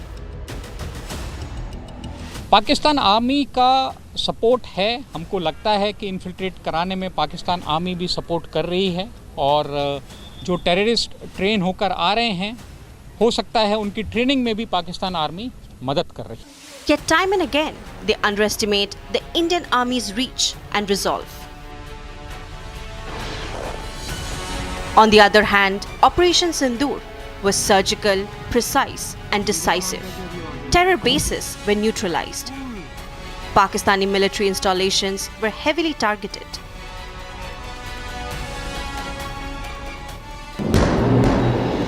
Sindoor 2.0 is being meticulously prepared, deeper, faster, stronger. From drone systems at Western Command to tactical innovations within the Bihar battalion. पिछली बार जो हमने किया, इस बार हम कुछ और करेंगे, उससे बढ़कर करेंगे। किस हद तक करेंगे और कितना अंदर जाकर करेंगे, ये ऑपरेशनल प्लान का डिटेल है। तो जब ये ग्राउंड पर होगा, आपको महसूस होगा कि इस बार जो हुआ है वो पहले से ज़्यादा हुआ। Remember how Pakistan was in fear, how Shehbaz Sharif was seen worried, and how he went on prostrate and begged for a ceasefire. जो हमारा पाकिस्तान से बातचीत हुआ था, 7 तारीख को हमले के बाद हमारे डीजीएमओ ने मैसेज भेजा था कि हमने अपनी कार्रवाई पूरी कर ली है, अभी हम बात करना चाहते हैं, पर उसने उस समय बात करने से इनकार किया। और उसके बाद जैसा आपको पता है, अगले 88 घंटे जो लड़ाई हुई और उसके बाद उसने फिर हमको अप्रोच किया। जब उसके मिलिट्री बेसिस पर बहुत ज़्यादा नुकसान हुआ, तो उसके डीजीएमओ ने फिर हमारे डीजीएमओ को अप्रोच किया कि हम बात करना चाहते हैं। Meanwhile, speaking on US President Donald Trump, claiming that Shehbaz Sharif would have died if he did not mediate, the army commander said this. From the skies above to the land beneath, the Indian Army integrates intelligence, surveillance, and cutting-edge defense systems. Where Pakistan relies on bluff and terror, India relies on innovation, preparedness, and the unyielding valor of its forces. Operation Sindoor was a warning. Today, the Indian Army's might is on display and a clear message has been sent to Pakistan. Moving ahead, viewers, the Kerala High Court has granted an interim stay against the release of the film. The Kerala Story 2 goes beyond, saying that prima facie there is a non-application of mind by the censor board while certifying the movie. Justice Thomas has passed the order on 2 pleas challenging the release of the movie. The film was scheduled to be released on February 27th. Here are the reactions. Once the film is cleared by the CBFC, I don't think we need to really look into this. And why the row has erupted is because the Kerala state government had put a case and they were not very happy with the first Kerala Stories, and now the Kerala Stories Part 2. So the issues continue because when you're depicting the reality of a state, which has been happening and what we saw in Kerala Story 1 and then what we are showing in Kerala Story 2, I think when you're depicting what is collected from the data, and the data is not something which is created, it is what is out there on the platform for everyone to see, the realities. And if that we say that showing that as a real reality to be put out as the real picture, and if that is an issue, then I don't know what else can be shown. But yes, I have seen that the court has observed, saying with a very strong statement that it can disrupt the communal harmony of Kerala. And I don't know how that is going to go down well, but Kerala is known for a very, very harmonious state. And we'll have to wait and watch, because for 2 weeks there's been a stall on the film release. So we'll have to wait and watch, and I think the producers are going to fight it out, and we just have to wait and watch what happens. But I wouldn't look at this as the victory of the Kerala government. I would see rather tell a very clear picture to others who probably at every given opportunity, at a drop of a hat, they say that it is everything, whatever happens, whether there's a CBI raid, there's an ED raid, or there is something about banning a film, or stopping the release of a film, then it's like, okay, BJP is trying to arm twist and asking the government and taking all the independent bodies in their hand, and they're trying. Getting some big breaking news coming in, viewers. Another major global fallout of the Epstein files scandal. President and CEO of the World Economic Forum has now stepped down. This is a huge update coming in. Has resigned. This is a few weeks after the forum launched an independent investigation into his relationship with Jeffrey Epstein. Huge updates coming here on Republic TV, viewers. This is one more fallout. The Epstein files. The WEF president has now put down his papers. He has resigned. He just announced his decision in a statement following disclosures from the U.S. Justice Department that showed that he and some other he had some business dinners with Epstein, and also communicated with Epstein through emails and a text message. Huge updates coming here, viewers, on Republic TV. Another Epstein case fallout. The WEF chief has quit after ties to Jeffrey Epstein. This comes after disclosures from the U.S. Justice Department that showed him having business dinners with Epstein. Like we told you that this is coming after WEF had launched an independent investigation into his relationship with Jeffrey Epstein. Big updates coming here, viewers, on Republic TV. Back-to-back updates of these world leaders, some of the leaders who have stepped down due to ties with Jeffrey Epstein. Because whoever is in touch with Jeffrey Epstein and all the emails which have been coming out, viewers, it is really raising a lot of questions, put a lot of pressure on those who are communicating with him. The latest, the World Economic Forum CEO has quit after the ties with Jeffrey Epstein have been scrutinized. Big updates coming here, viewers, on Republic TV. And this is coming in, like we said, a few weeks after the forum launched an independent investigation into his relationship with Jeffrey Epstein. All right, viewers, so big updates coming in. He put our post out after careful consideration. I've decided to step down as president and CEO of the World Economic Forum. My time here, spanning 8.5 years, has been profoundly rewarding. This is the message that he has sent just after as he stepped down. Huge updates coming here, viewers of Republic TV. One more fallout of the Epstein files. This time it's the WEF CEO who has now stepped down after an independent investigation which was launched, which tried to scrutinize his ties with Epstein. The president and the chief executive of the World Economic Forum has announced that he is stepping down weeks after the organization launched an independent review into his past interactions with the convicted sex offender Jeffrey Epstein. And he made his announcement after disclosures from the Justice Department showed he had attended multiple business dinners with Epstein and had also communicated with him through email and text messages. This is after the independent review had concluded. The independent review was conducted by outside counsel, and according to the findings, there was no additional concerns beyond what had already been disclosed publicly.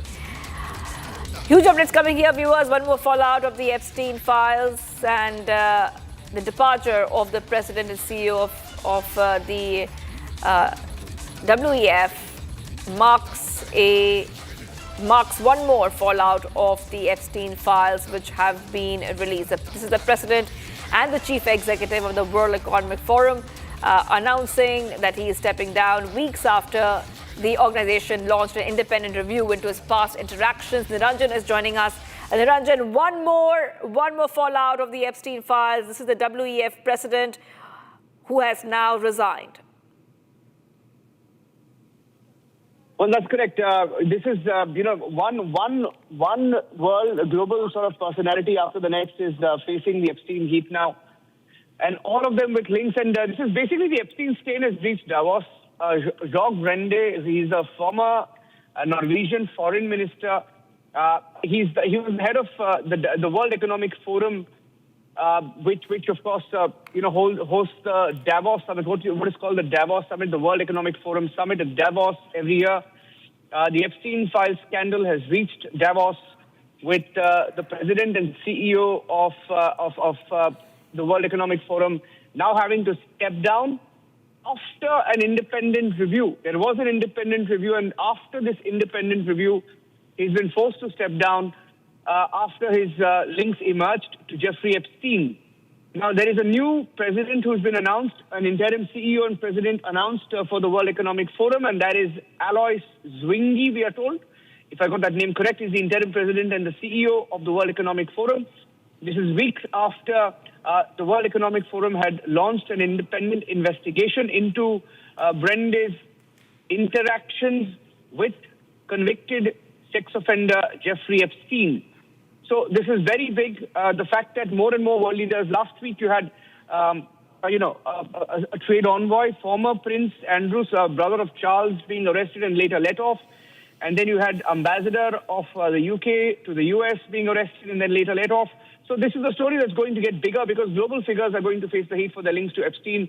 And there are so many names, so many sex offenders, not just Epstein, all of them possible pedophiles. We don't know, but investigation is on. Let's see where the story goes. Back to you for now. All right. Well, thank you, Niranjan, for getting us all those details. WEF President Borja Brende has now resigned after an independent review into the Epstein files and his ties with the Jeffrey Epstein. Taking a short break. Do not go anywhere. We will be getting you all the top updates. Next is 6 Stories at 6.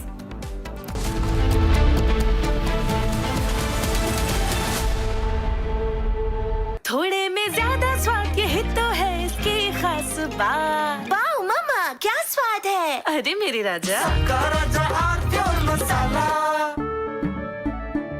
केसरिया से मन जोगी हुआ रे, दिल झूमे देखो, मतवारा हुआ रे। केसरिया से मन जोगी हुआ। हर पल मनाओ केसरी त्योहार। विमल, बोलो जुबान केसरी।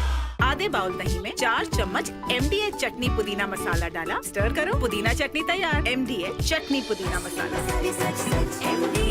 MDH।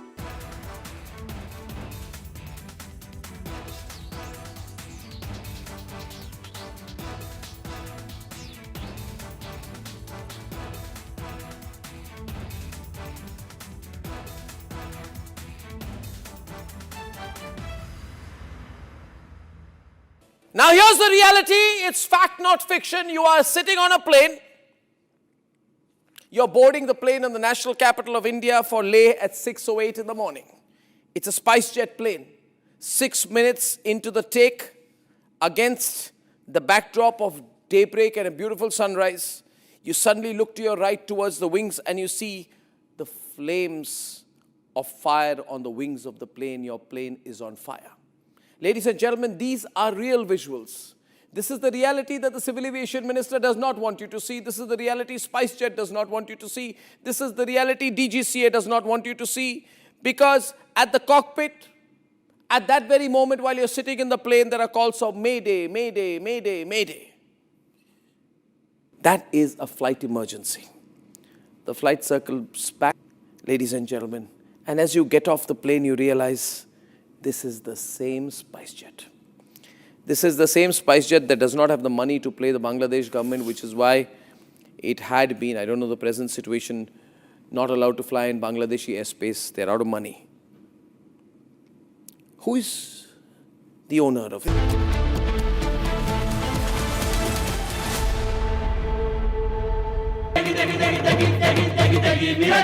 MDH की देगी मिर्च, देगी मिर्च का तड़का, अंग अंग फड़का। MDH की देगी मिर्च। केसरिया से मन जोगी हुआ रे, दिल झूमे देखो मतवारा हुआ रे। केसरिया से मन जोगी हुआ। हर पल मनाओ केसरी त्योहार। विमल, बोलो जुबान केसरी।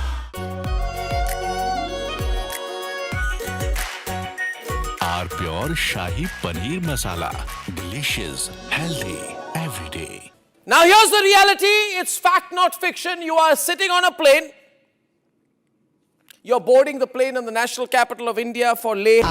प्योर सूजी पास्ता उबालो मिलाओ और खाओ 8 मिनट में तैयार। क्या टेस्ट है सबका राजा आर मसाला। दादी के हाथों का जादू और खुशबू से महकता घर, माँ की मुस्कुराहट और खाने की सुगंध। MDH गरम मसाला, क्योंकि हर रिश्ता है स्वाद से जुड़ा।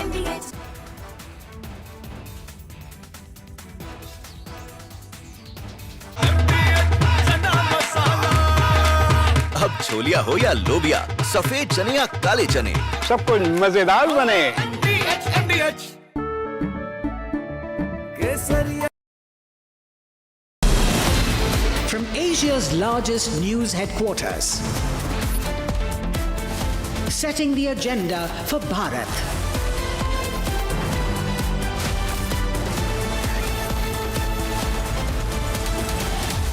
You're watching Republic.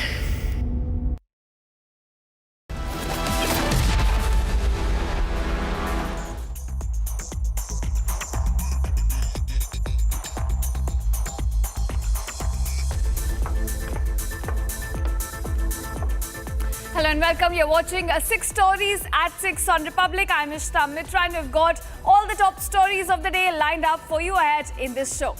Now, starting with, in a sweeping escalation of its probe, Enforcement Directorate held a second round of questioning with the Reliance Group Chairman Anil Ambani in a massive case of money laundering.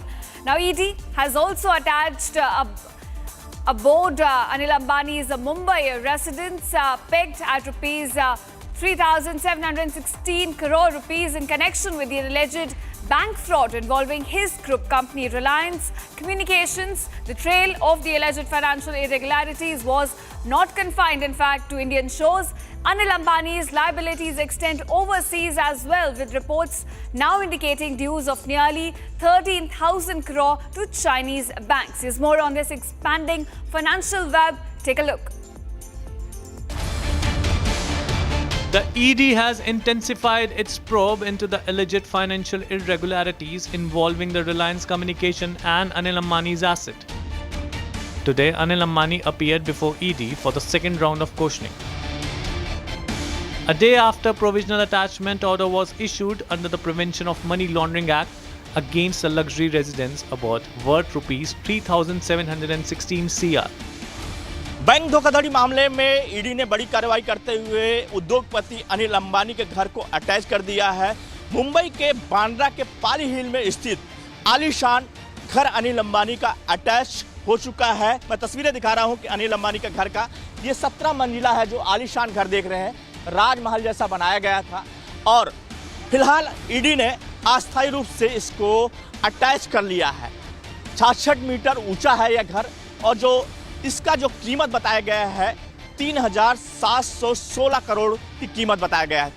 With this action, the total value of assets attached in the case has risen to around rupees 15,700 CR.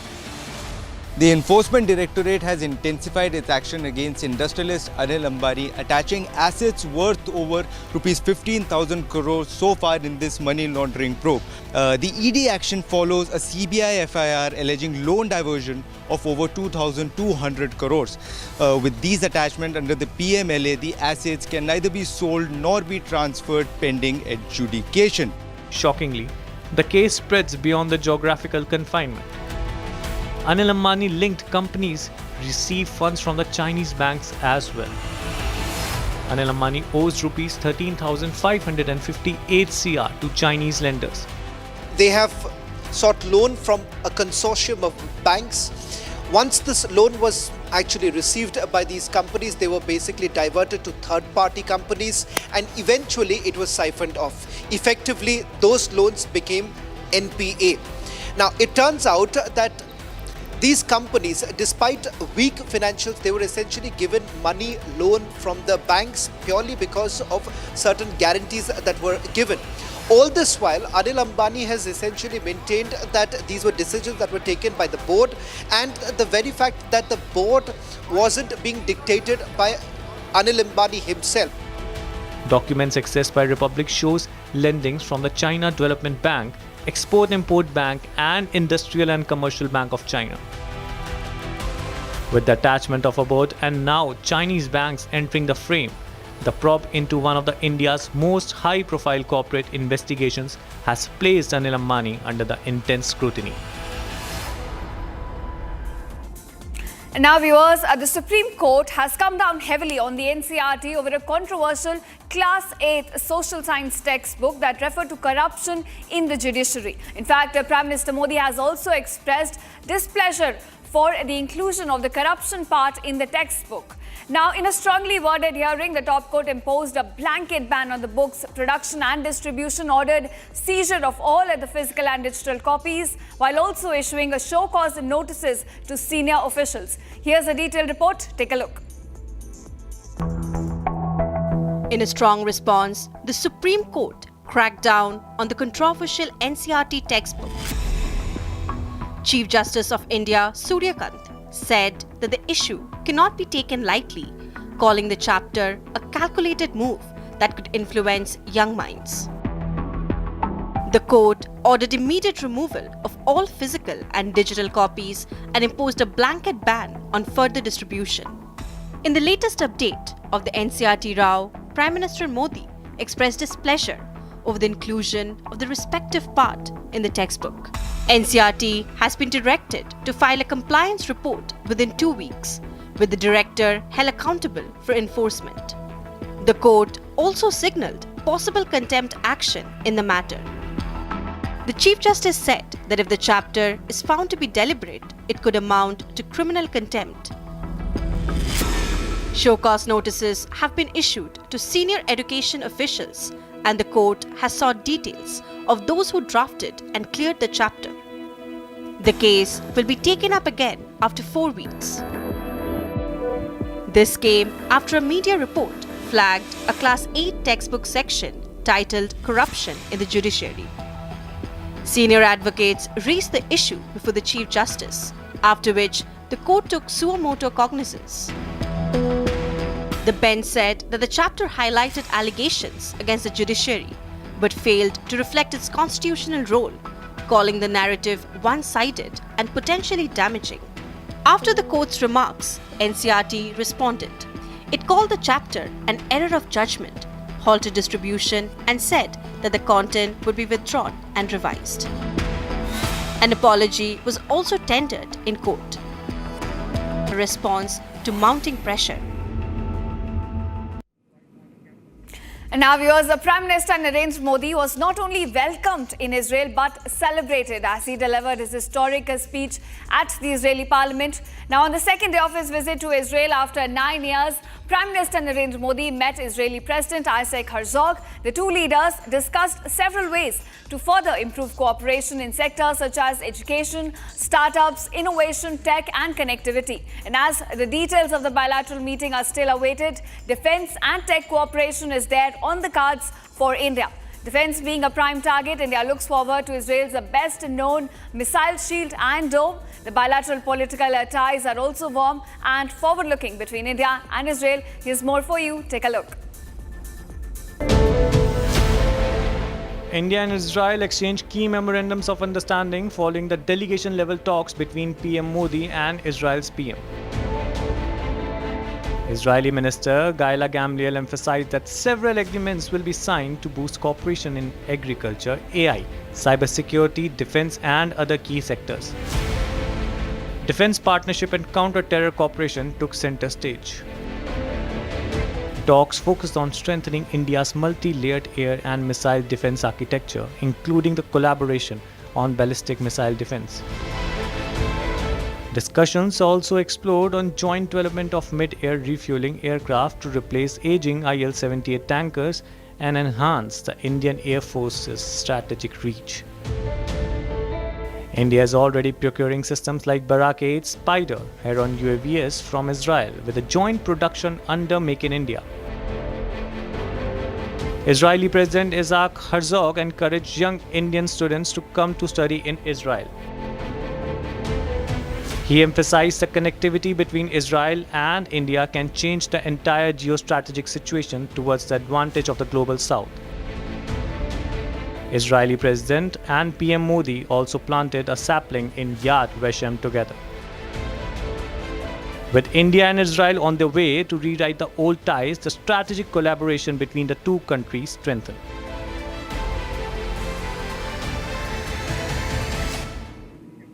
And now, viewers, the Telangana government is all set to acquire all the land in residential areas within 50 meters of the Musi River. This is for the implementation of the ambitious Musi Riverfront development project. Officials have now issued evacuation notifications for the land acquisition. However, residents are protesting this move, saying it will render them homeless. Here's the full report. Take a look. The Telangana Congress government has issued a notification to evacuate apartments near the Musi River to construct the tallest Mahatma Gandhi statue. The project, worth Rs 5,000 crores, is the ambitious Musi Riverfront development project in Hyderabad. Don't make us homeless! Don't make us homeless! Don't make us homeless! Don't make us homeless!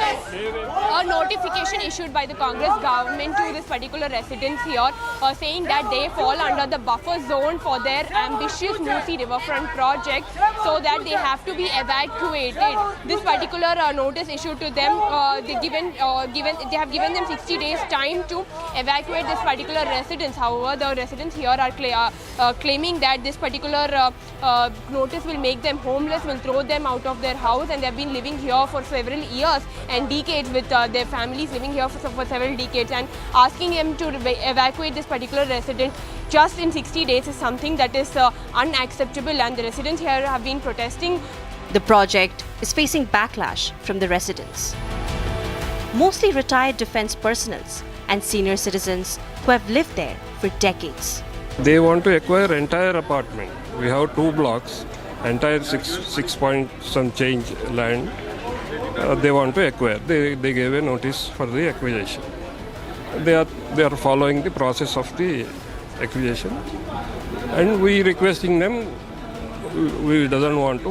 We had our GBM unanimously passed a resolution not to surrender our land. The project, named Gandhi Sarovar Project, estimated to be set up in a sprawling 200 acres, has become controversial, with the government deciding to evacuate nearly 500 families living in Madhu Park Ridge apartments in Banglagura Jagir near Musi River. Residents claim that they do not oppose the project, rather they urge to implement without having to displace them. I purchased this flat in 2017. So that time I have verified all the legal documents. Okay. That time we came to know that according to GO 2010, the builder need to leave 9 meters buffer zone. As you can see, there is a more than 9 meter buffer zone is there. After that, in 2012, they released one more GO where they mention like any new construction which is beside river bed, they need to follow 30 meters buffer zone. So they already given permission in 2010, and this construction is completed in 2012. Already people are occupied these flats. So now suddenly they are saying it is illegal and builder didn't follow the 30 meters buffer zone. Meanwhile, Mahatma Gandhi's great-grandson, Tushar Gandhi, have strongly condemned the move, saying displacing residents to create space for a Gandhi statue is the most un-Gandhian action, and appealed the Telangana Chief Minister to not do it. The Telangana government clarified that structures earmarked fall within the designated buffer zone. However, residents claim that the apartment complex, built legally in 2007, did not come under the buffer zone and oppose the proposed acquisition. Residents are protesting the move for the past 10 days and are adamant on not moving out of their homes.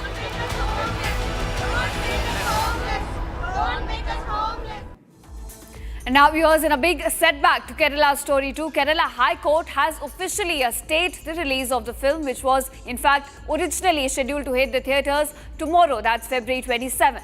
Here's a breakdown of what exactly unfolded with the movie and what is the court saying now. Take a look. Justice Bechu Kurian Thomas issued an interim stay on the film for 15 days. The court observed that the Central Board of Film Certification seemingly failed to apply its mind properly when granting the film a UA certificate. The court also noted that the content of the film, particularly in the teaser, had prima facie potential to distort the public perception and disturb communal harmony.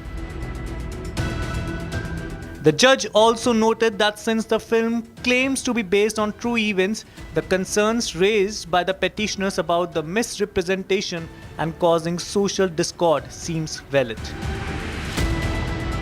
Meanwhile, the Central Board of Film Certification has been directed to re-examine the film and the petitioners' concern within the next 2 weeks.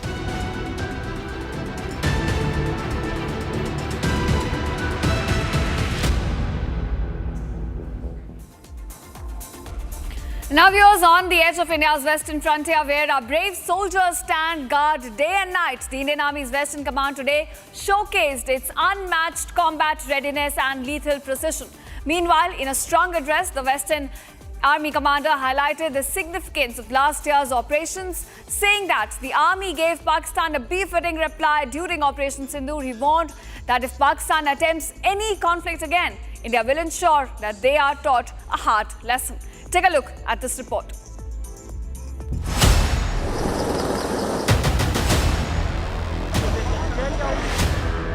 On the edge of India's western frontier, where our courage has been tested time and again, the Western Command of the Indian Army lays bare its unmatched combat readiness. From Dhyan Chand Stadium in Pathankot, a demonstration of power and precision unfolds.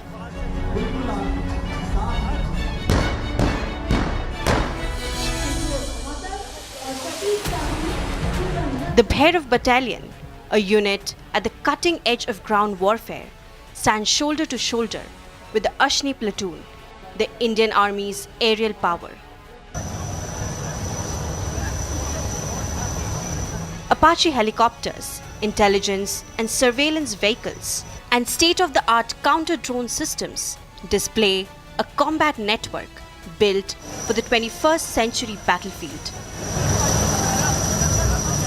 Every tank, every drone, every system is not just hardware, it's a statement emphasizing that India is prepared and India is vigilant.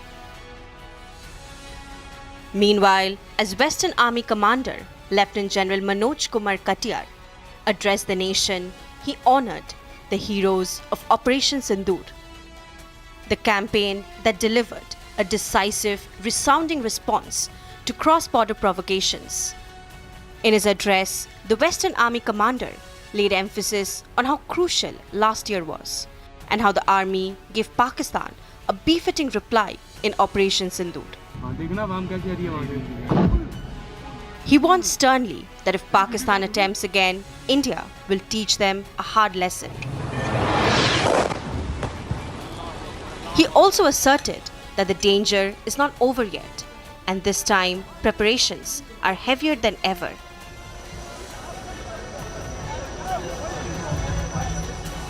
सिंदूर में जैसा आपने देखा कि हमने 7 तारीख को उनके सभी टेररिस्ट बेसिस पर हमला किया था, उसके बाद उन्होंने कुछ जवाबी कार्रवाई की और उसके जवाब में जो हमने All right, viewers, we've got a big breaking news. Enforcement Directorate has now filed a prosecution. Breaking news that former Finance Minister P. Chidambaram has now been charge sheeted by the Enforcement Directorate in the Aircel Maxis case. In fact, we are just being given to understand that this case has been filed in the Rouse Avenue court. The charge sheet has been filed here and they have basically charged him of money laundering. I'll just quickly take you through the details of the charge sheet that I've just got from my source. In fact, this is what they have mentioned in the charge sheet that they have filed, that the investigation has revealed that the then Finance Minister P. Chidambaram had basically granted approvals to Aircel Maxis in lieu of quid pro quo. So you have the former Finance Minister, the UPA government, being charged for quid pro quo. There is a corruption case in which now P. Chidambaram has been named, and further details emerging from the investigation, the charge sheet that has been filed. They say the foreign investor had basically applied for approval of the government for FDI of almost about $800 million US. Now that's the number that has been put out by the Enforcement Directorate in the charge sheet, where they're saying USD about 3,569 crore rupees. That's the charge that they've leveled. In fact, this has also been filed before the Cabinet Committee on Economic Affairs. In fact, this matter was basically raised before the CCEA for the nod to be given for Aircel Maxis as far as their operations in India is concerned. Now, they say that there is a larger conspiracy at play. The approval was basically given in a fraudulent manner, in a fraudulent, dishonestly granted by then Finance Minister P. Chidambaram. This was in 2006 when the approvals were basically given to Aircel Maxis for further operations. Let me also take you through more details. They're saying that they're competent to consider and approve the FDI proposals involving total investment, a total investment of about 600 crore rupees, and investigation so far has revealed that illegal gratification of about 1 crore rupees was actually received by Karti Chidambaram. I'm just waiting for a confirmation from my source whether at all Karti Chidambaram has also been charge sheeted. But I can make a mention of the fact that as far as Karti Chidambaram is concerned, they do make a mention of the fact that illegal gratification was allegedly received by Karti Chidambaram, and that was about 1 crore rupees. In fact, this came in to a company that has been linked to Karti Chidambaram, that is MS Advantage Consulting Private Limited. So the money that they took from Aircel Maxis and subsidiary companies were essentially from third parties, and it finally was being routed to companies linked to Karti Chidambaram. In fact, the other point that has been made in the charge sheet is that The financial transactions between Chidambaram and his son Karti Chidambaram has also basically emerged in the investigation. They've revealed that funds that were received by this company called Advantage Strategic Consulting Private Limited have been spent for and on behalf of P. Chidambaram. So they are clearly making a mention that it was the money that was being received by Karti Chidambaram was on behalf of P. Chidambaram. Now this is how they are substantiating this particular claim by saying that in certain signatures that were made as far as financial transactions are concerned, Karti Chidambaram himself had done it. Now the other important aspect that has been highlighted here is that they are also picking up that proceeds of crime amounting to about 1 crore rupees has been provisionally attached. They also make a mention of the fact that P. Chidambaram has been named as an accused number 6. So let's just put these details out. P. Chidambaram has now been named as accused number 6 as far as this case is concerned. And the order has been placed before the Honorable Supreme Special Court, Rouse Avenue, by the ED to expedite the trial. So yet another big news now coming in with a prosecution complaint, which is essentially a charge sheet that has been filed against the former Finance Minister P. Chidambaram for his clear role as far as the Aircel Maxis is concerned. Let me just quickly recap for all our viewers who are tuning in right now why this is a significant development that has taken place in the Aircel Maxis case, because you're clearly looking at the role of the then Finance Minister emerging from this investigation that has carried out so far, with the Enforcement Directorate clearly stating that for the Aircel Maxis operations in India, an investment of about 600 crore rupees, which was basically expected, the licenses were essentially given in a fraudulent manner.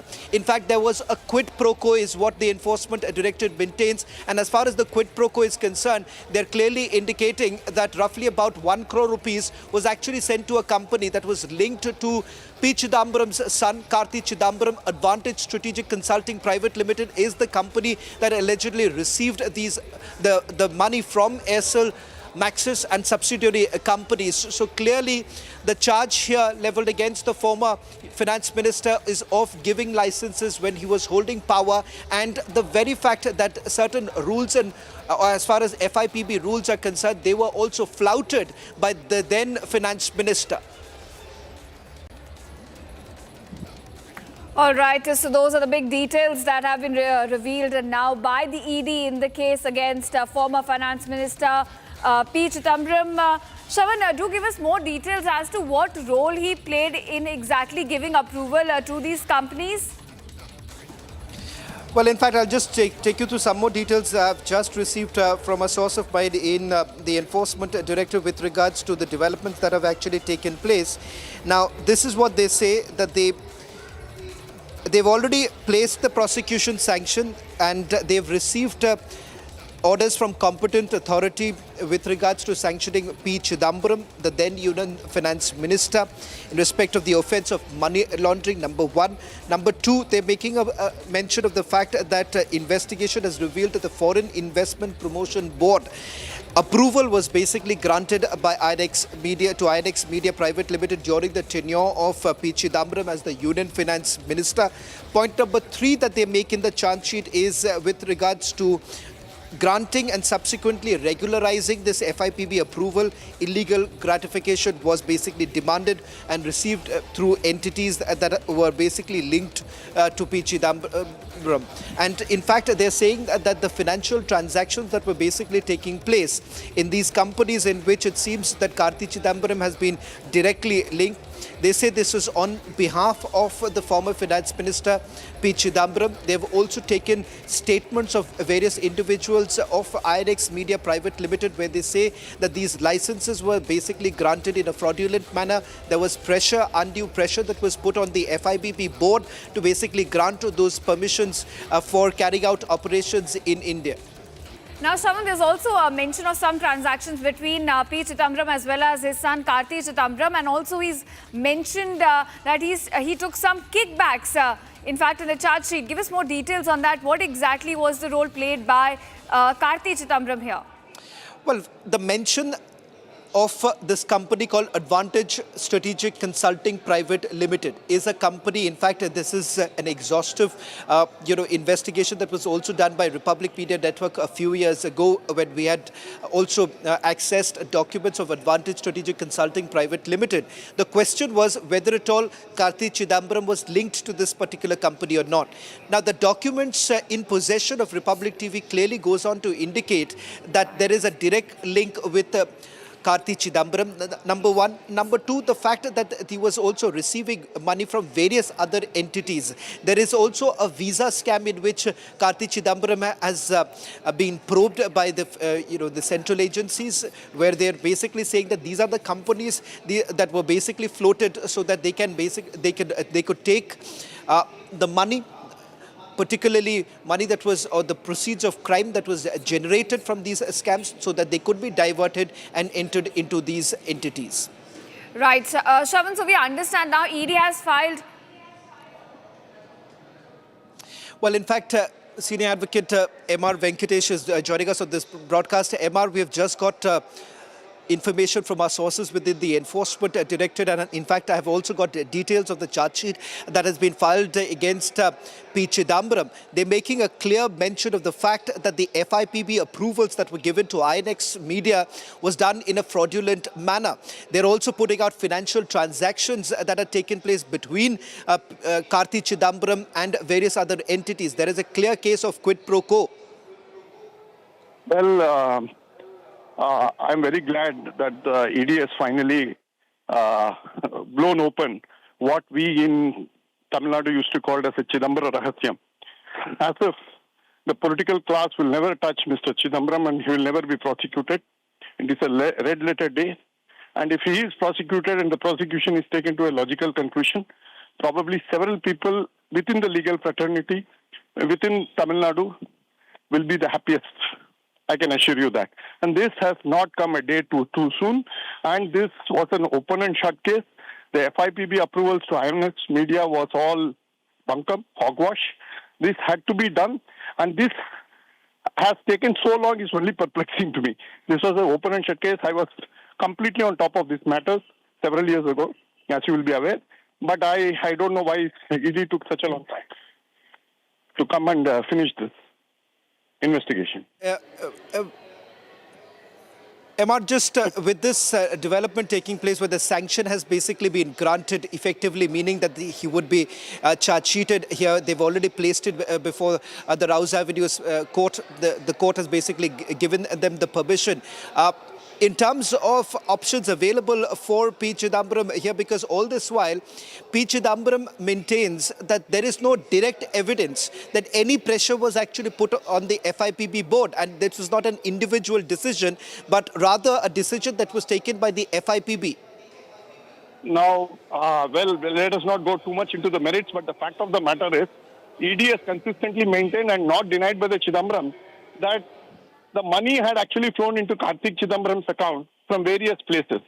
Now, the father was in charge of FIPB and the son was allegedly getting all the payments. Now, you don't have to be a Sherlock Holmes to put two and two together. It's basic common sense, basic human nature that the son was allegedly getting payments and the father was definitely approving the FIPB approvals through all his minions in the ministry. Now, that is the fact we need to factor in this type of situations. Well, thank you very much, Hebar, for joining us on this broadcast. A big news coming in from the national capital, where the nod has been given for charge sheeting P. Chidambaram, the former finance minister, as far as the Aircel Maxis case is concerned. Ishita. All right, viewers, that's the big news coming in at this hour. P. Chidambaram has been charge sheeted by ED in a money laundering case. The charge sheet also mentions his son, Karti Chidambaram, and Republic is breaking the story at this point. Big allegations and in fact mentioned in that charge sheet against P. Chidambaram, the former finance minister, Maxis, and now he's been charge sheeted. We'll of course have to see what are the options available for the former finance minister. The son, Karti Chidambaram, is also mentioned in the case. And those are the latest updates, viewers. We're getting at this point about ED filing a prosecution, a sanction against the former finance minister, P. Chidambaram, in fact, and the son also, Karti Chidambaram, mentioned in the ED charge sheet. It's a case of money laundering involving ASL Maxis, and we're breaking the story at this point. It's a case that has been going on for a long time now, and former finance minister has now been named by the Enforcement Directorate in its charge sheet, mentioning, in fact, that he had given some approval to companies. And now the son is also mentioned in the ED charge sheet, along with the former finance minister. That's the latest update, viewers, we're getting at this point on Republic TV. ED has filed a prosecution sanction against the former finance minister.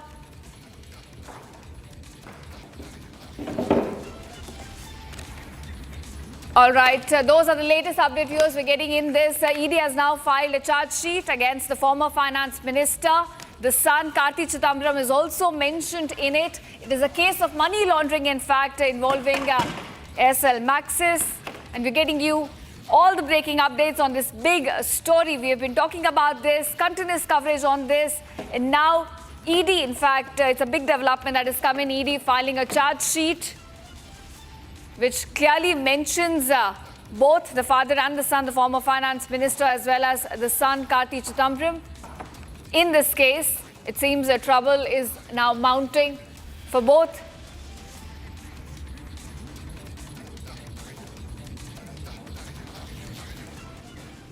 And now, viewers, shifting focus. For the first time, the Indian Air Force shares a video showcasing the Sudarshan S-400 long-range air defense missile system in operation, along with the caption of scoring the longest ever kill recorded in military history. Now, the Indian Air Force had secured the kill using the S-400 Sudarshan air defense system during Operation Sindoor in May last year. Let's take a look at that video that, in fact, has been shared.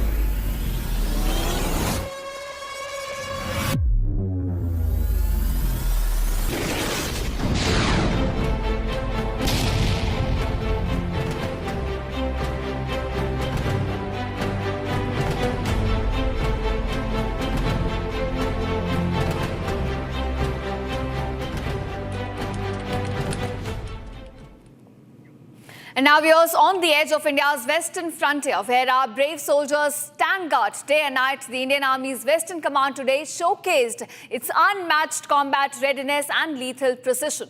Meanwhile, in a strong address, the Western Army commander highlighted the significance of last year's operation, saying that the army gave Pakistan a befitting reply during Operation Sindoor. He warned that if Pakistan attempts any conflict again, India will ensure that they are taught a hard lesson. Take a look at this report.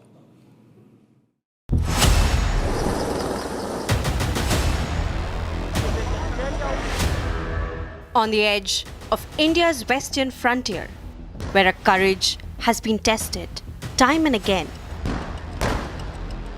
the Western Command of the Indian Army lays bare its unmatched combat readiness.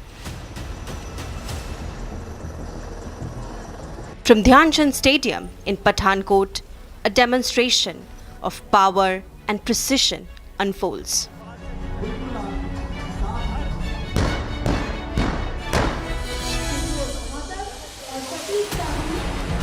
The Bhairav Battalion, a unit at the cutting edge of ground warfare, stands shoulder to shoulder with the Ashni platoon, the Indian Army's aerial power. Apache helicopters, intelligence and surveillance vehicles, and state-of-the-art counter-drone systems display a combat network built for the 21st century battlefield. Every tank, every drone, every system is not just hardware, it's a statement emphasizing that India is prepared and India is vigilant. Meanwhile, as Western Army Commander Lieutenant General Manoj Kumar Katiyar addressed the nation, he honored the heroes of Operation Sindoor, the campaign that delivered a decisive, resounding response to cross-border provocations. In his address, the Western Army Commander laid emphasis on how crucial last year was and how the Army gave Pakistan a befitting reply in Operation Sindoor. He warned sternly that if Pakistan attempts again, India will teach them a hard lesson. He also asserted that the danger is not over yet, and this time preparations are heavier than ever.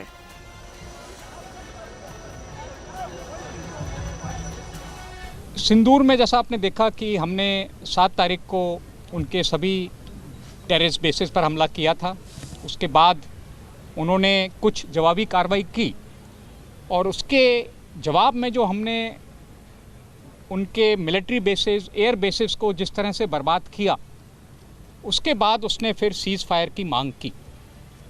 और seize fire की मांग सिर्फ directly हमसे नहीं की, हमको लगता है कि और भी देशों के पास उसने अपना ये मैसेज भेजा कि हमें इंडिया से सीज़ फायर करवा दो। नहीं, हम उसकी जहाँ भी इस तरह की हरकतें हैं, कार्रवाई हैं, हम उस पर पूरा नज़र रखे हुए हैं और हमको इस बात का ज्ञान है कि वहाँ पर क्या कार्रवाई हो रही है, वो किस तरीके से अपना टेररिस्ट बेसिस को अगर रिजुविनेट कर रहा है या दोबारा से इकट्ठा करने की कोशिश कर रहा है, तो हमें उसकी जानकारी हासिल है। Across the border, Pakistan's military leadership clings to relevance by conflict, by exploiting terror proxies, and also by reviving terrorist networks. Pakistan army का सपोर्ट है, हमको लगता है कि इन्फिल्ट्रेट कराने में पाकिस्तान आर्मी भी सपोर्ट कर रही है और जो टेररिस्ट ट्रेन होकर आ रहे हैं, हो सकता है उनकी ट्रेनिंग में भी पाकिस्तान आर्मी मदद कर रही है। Yet time and again, they underestimate the Indian Army's reach and resolve. On the other hand, Operation Sindoor was surgical, precise and decisive. Terror bases were neutralized. Pakistani military installations were heavily targeted.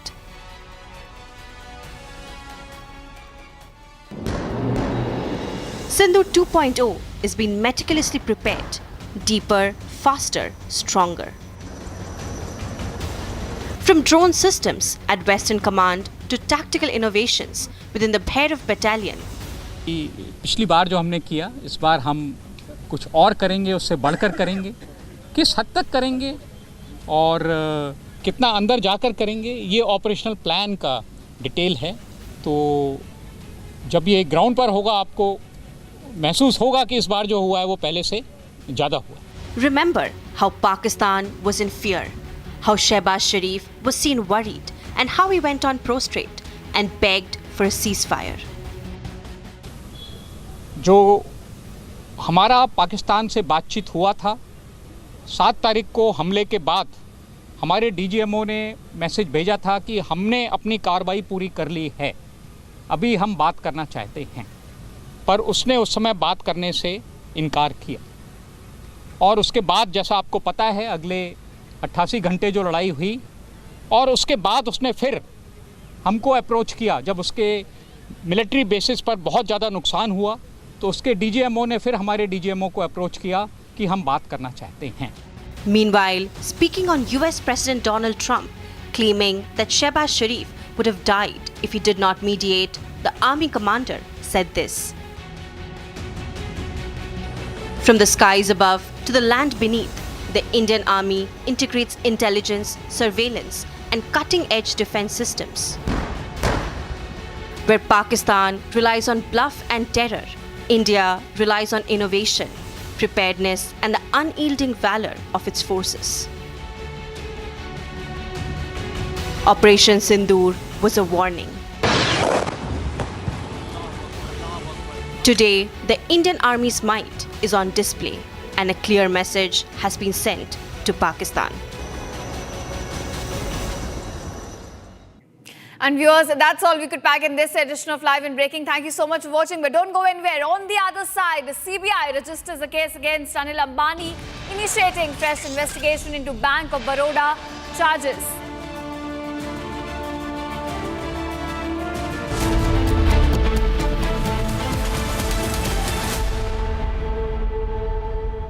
MDH की हल्दी मिर्ची धनिया करे कमाल, ये रंग दे, ये खुशबू दे, ये तीखा, ये कम पड़े, क्या निराला MDH masala. Amity has been ranked India's #1 not-for-profit private university for 11th year, with top 10 ranked institutions in management, engineering, biotech, law, mass comm, telecom, hospitality, fashion and more. Yet another top ranking for Amity University. थोड़े में ज्यादा स्वाद, यही तो है इसकी खास बात। वाओ मामा, क्या स्वाद है? अरे मेरी राजा, राजा और प्योर मसाला, केसरिया से मन जोगी हुआ रे, दिल झूमे देखो मतवारा हुआ रे, केसरिया से मन जोगी हुआ। हर पल मनाओ केसरी त्योहार। विमल, बोलो जुबान केसरी। ये है सीक्रेट रेसिपी MDH का जीरा sip jal jeera masala. Sip sip jeera sip MDH का जल जीरा सिप MDH का jal jeera SIP.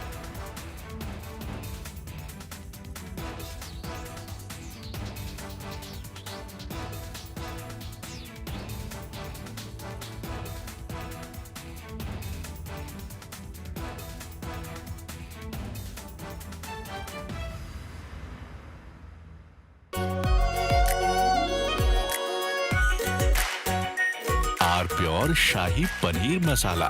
Delicious, healthy, every day. Now here's the reality. It's fact, not fiction. You are sitting on a plane.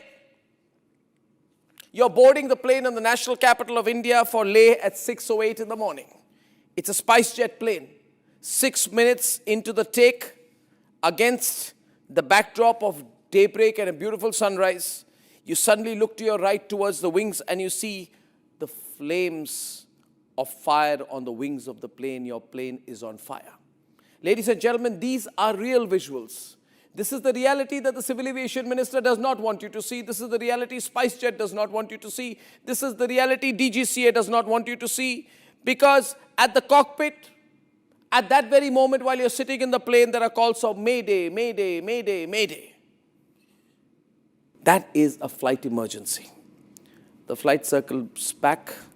There's engine failure in one of the engines, lands at 6:49 p.m. Ladies and gentlemen, and as you get off the plane, you realize this is the same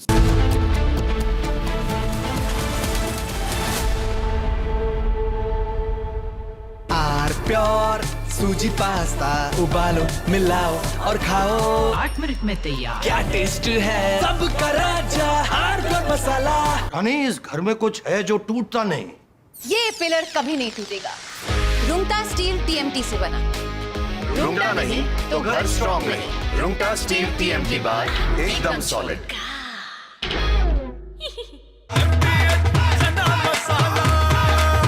अब छोलिया हो या लोबिया, सफेद चने या काले चने, सब कुछ मजेदार बने। केसरिया से मन जोगी हुआ रे, दिल झूमे देखो मतवारा हुआ रे। केसरिया से मन जोगी हुआ। हर पल मनाओ केसरी त्योहार। विमल बोलो जुबान केसरी। थोड़े में ज्यादा स्वाद यही तो है इसकी खास बात। वाओ मामा क्या स्वाद है। अरे मेरे राजा सबका राजा आर्नब मसाला।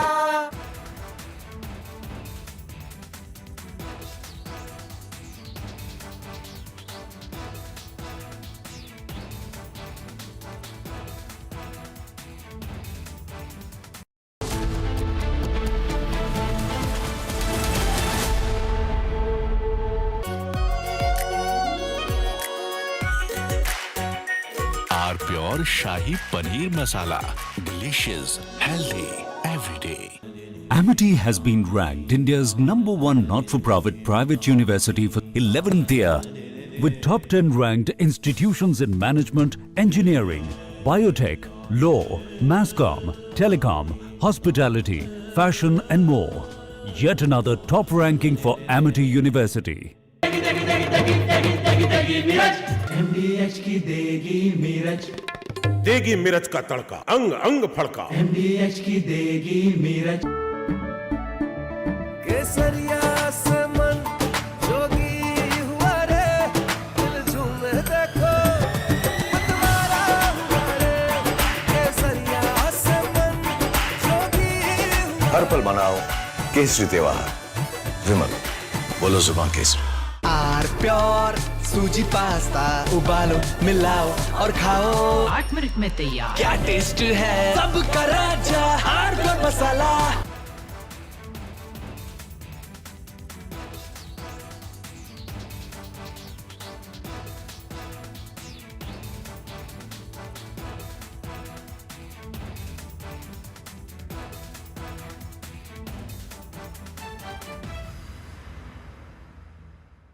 Now here's the reality, it's fact not fiction. You are sitting on a plane.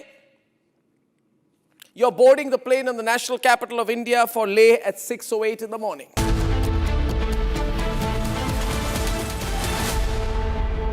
थोड़े में ज्यादा स्वाद यही तो है इसकी खास बात। वाओ मामा क्या स्वाद है। अरे मेरे राजा सबका राजा आर्नब मसाला। यानी इस घर में कुछ है जो टूटता नहीं। ये पिलर कभी नहीं टूटेगा। रुंगटा स्टील टीएमटी से बना। रुंगटा नहीं तो घर स्ट्रॉन्ग नहीं। रुंगटा स्टील टीएमटी बार एकदम सॉलिड। दादी के हाथों का जादू और खुशबू से महकता घर, माँ की मुस्कुराहट और खाने की सुगंध। MDH गरम मसाला, क्योंकि हर रिश्ता है स्वाद से जुड़ा। केसरिया से मन जोगी हुआ रे, दिल झूमे देखो मतवारा हुआ रे। केसरिया से मन जोगी हुआ। हर पल मनाओ केसरी त्योहार। विमल बोलो जुबान Kesari.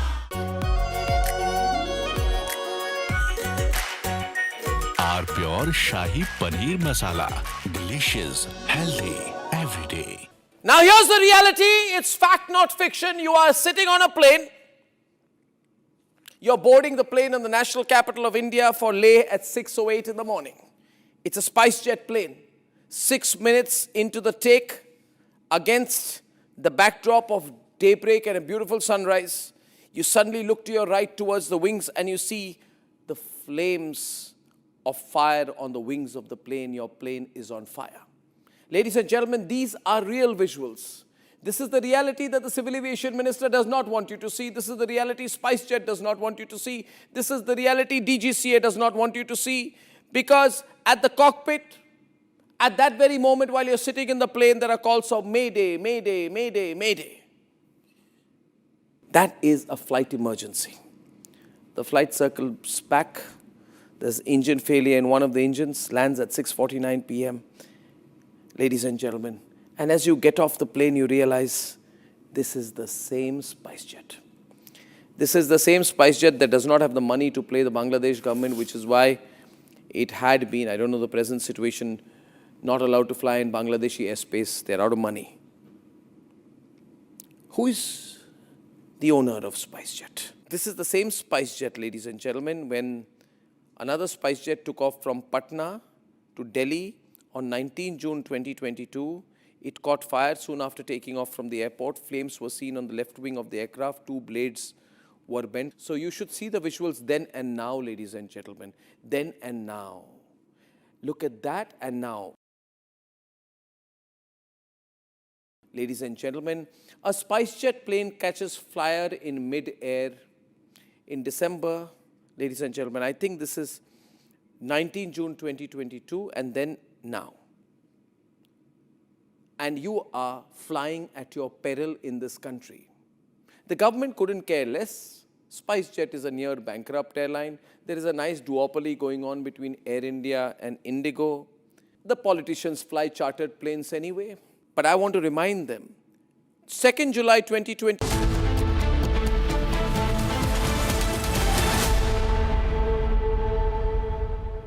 Co-powered by Century Ply Club Prime. Raho befikar.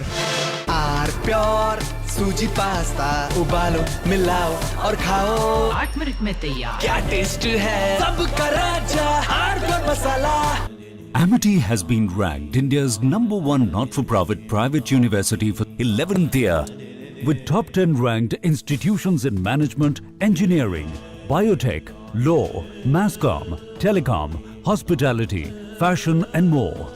Yet another top ranking for Amity University. अब छोलिया हो या लोबिया, सफेद चने या काले चने, सब कुछ मजेदार बने। मुस्कुराए लड़खड़ाए जिंदगी चाहे जो भी हो। सर, पेशेंट के लिए कौन सा रूम प्रेफर करेंगे आप? जिंदगी भर के प्यार का कोई रेट कार्ड नहीं होता। Tata AIG health insurance, with you like family, with you always. थोड़े में ज्यादा स्वाद, यही तो है इसकी खास बात। वाओ मामा, क्या स्वाद है? अरे मेरे राजा, राजा आर प्योर मसाला, केसरिया से मन जोगी हुआ रे, दिल झूमे देखो मतवारा हुआ रे, केसरिया से मन जोगी हुआ। हर पल मनाओ केसरी त्योहार। विमल, बोलो जुबान केसरी। ये है सीक्रेट रेसिपी MDH का जीरा sip jal jeera masala. Sip sip jeera SIP jeera sip MDH का jal jeera SIP jeera sip MDH का जल जीरा सिप। अरे टेंशन किस बात की? सेंचुरी प्रोवुड का प्रीमियम प्लस है ना, लो एमिशन है, हाई डेंसिटी है, वाटर रेजिस्टेंट भी, टर्माइट एंड बोरो रेजिस्टेंट भी है। यानी ये है जहां नो टेंशन वहां। Premium plus by Century प्रोवुड।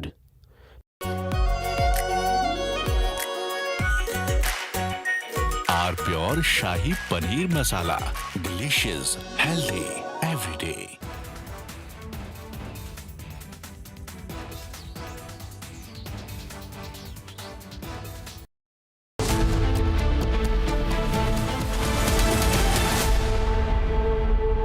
Co-powered by Century Ply Club Prime. रहो बेफिकर। MDH की हल्दी मिर्ची धनिया करे कमाल, ये रंग दे, ये खुशबू दे, ये तीखा, ये कम पड़े, क्या निराला MDH मसाला।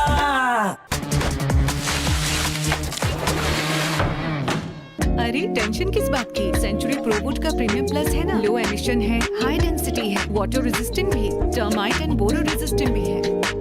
यानी ये है जहां नो टेंशन वहां। Premium plus by Century Prowood. R pure सूजी पास्ता उबालो मिलाओ और खाओ 8 मिनट में तैयार। क्या टेस्ट है सबका राजा R pure masala.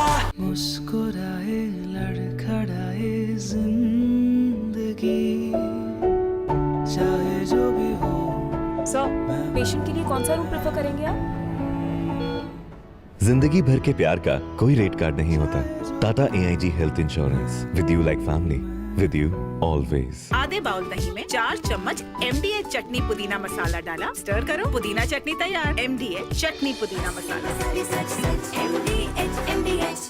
Now here's the reality. It's fact, not fiction. You are sitting on a plane.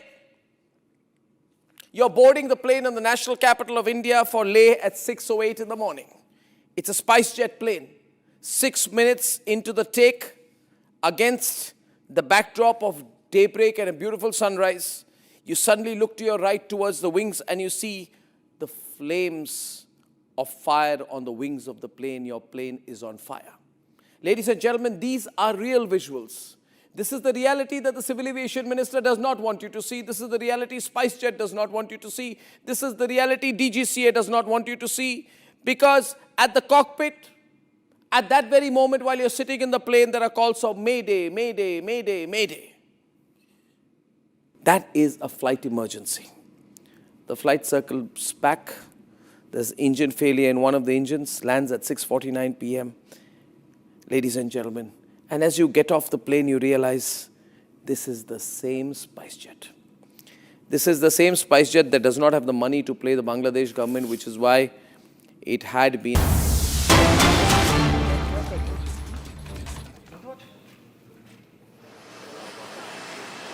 বাইরের থেকে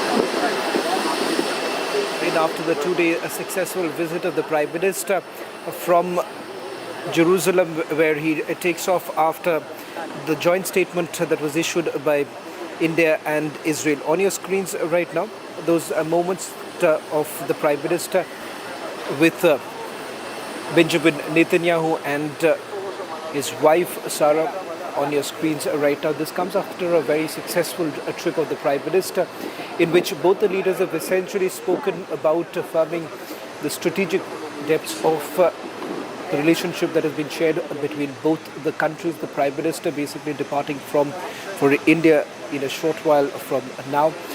Some of the big takeaways are really coming in from the visit of the Prime Minister in Israel. First, with regards to deepening defense ties and also sharing of technology being two key issues that have been spoken about. The other important aspect is with regards to free trade agreement, which both the countries have been essentially indicating that it is work in progress, with both the countries essentially looking at could be the broad contour of the free trade agreement that is going to be signed between both the countries. In fact, there you have it, the last images coming in from Jerusalem, before the Prime Minister basically leaves for India after the trip, the 2-day trip in Israel.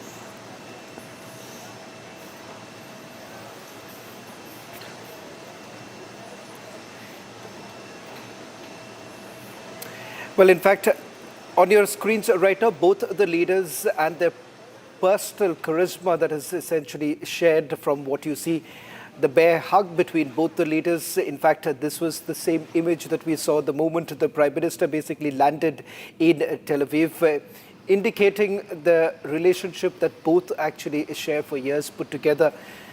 And time and again, we have essentially seen that the personal relationship between both these leaders have translated into deepening ties of both the countries, India and Israel, in terms of on various issues where both the countries have cooperated with each other when it comes to security-related issues, or for that matter, in fact, technology transfers that have taken place between India and Israel, and now both the countries working together for a free trade agreement being worked out. So all this essentially now indicating the fact that the deepening ties between both the countries have a long future ahead.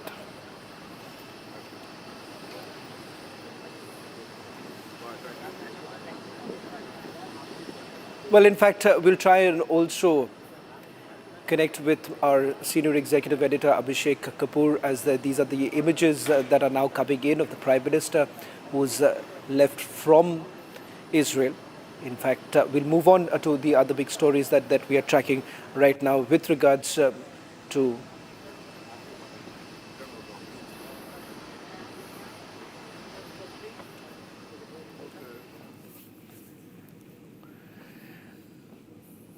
Well, tonight on This Is Exclusive, I come to you with three special stories. First, the spotlight is on industrialist Anil Ambani, who has appeared before the Enforcement Directorate. In fact, as we speak, the questioning is still on.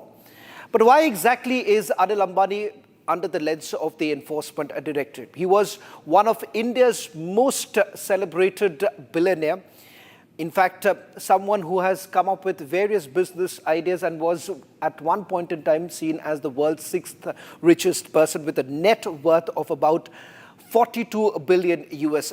In fact, he controlled the ADAG with major interest in telecom, power, infrastructure, entertainment. And in fact, if you remember those very images of Anil Ambani walking the red carpet, it was an entry that was essentially being made by this man you see behind me into Hollywood. But what really dramatically changed, for much of the early 2000s, the ventures basically symbolized post-liberalization's ambition that even Anil Ambani had. But his dramatic downfall from a top global billionaire to bankruptcy was even driven by unsustainable debt, failed business ventures and intense competition. And primarily in the telecom sector, the company that was being run by him, that was Reliance Communication.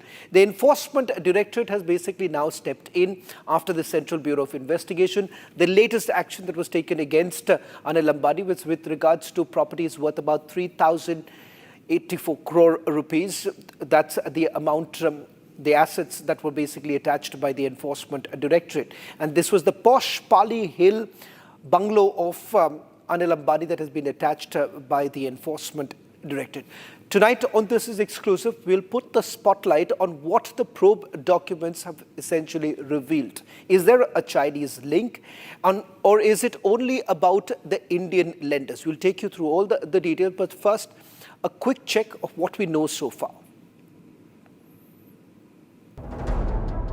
ED's nose seems to get more tightened around Anil Ambani's neck as he appeared before the agency in yet another summoning.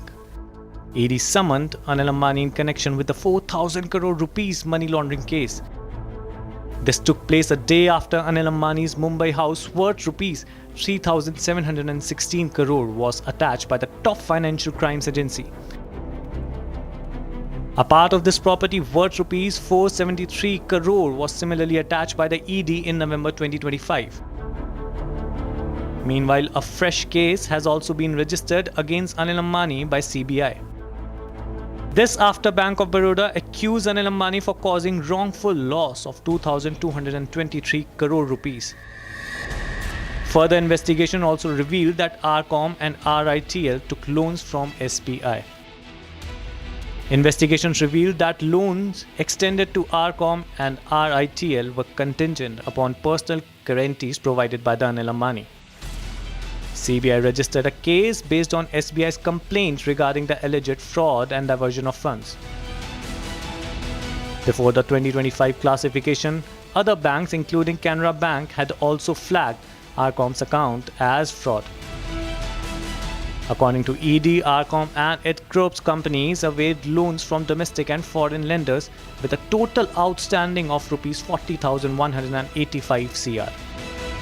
With the latest order, the total value of the attachment in this case stands at about 12,000 crore rupees. As the ED tightens the screws and assets worth thousands of crores remain under attachment, Anil Ambani's legal troubles appear far from over.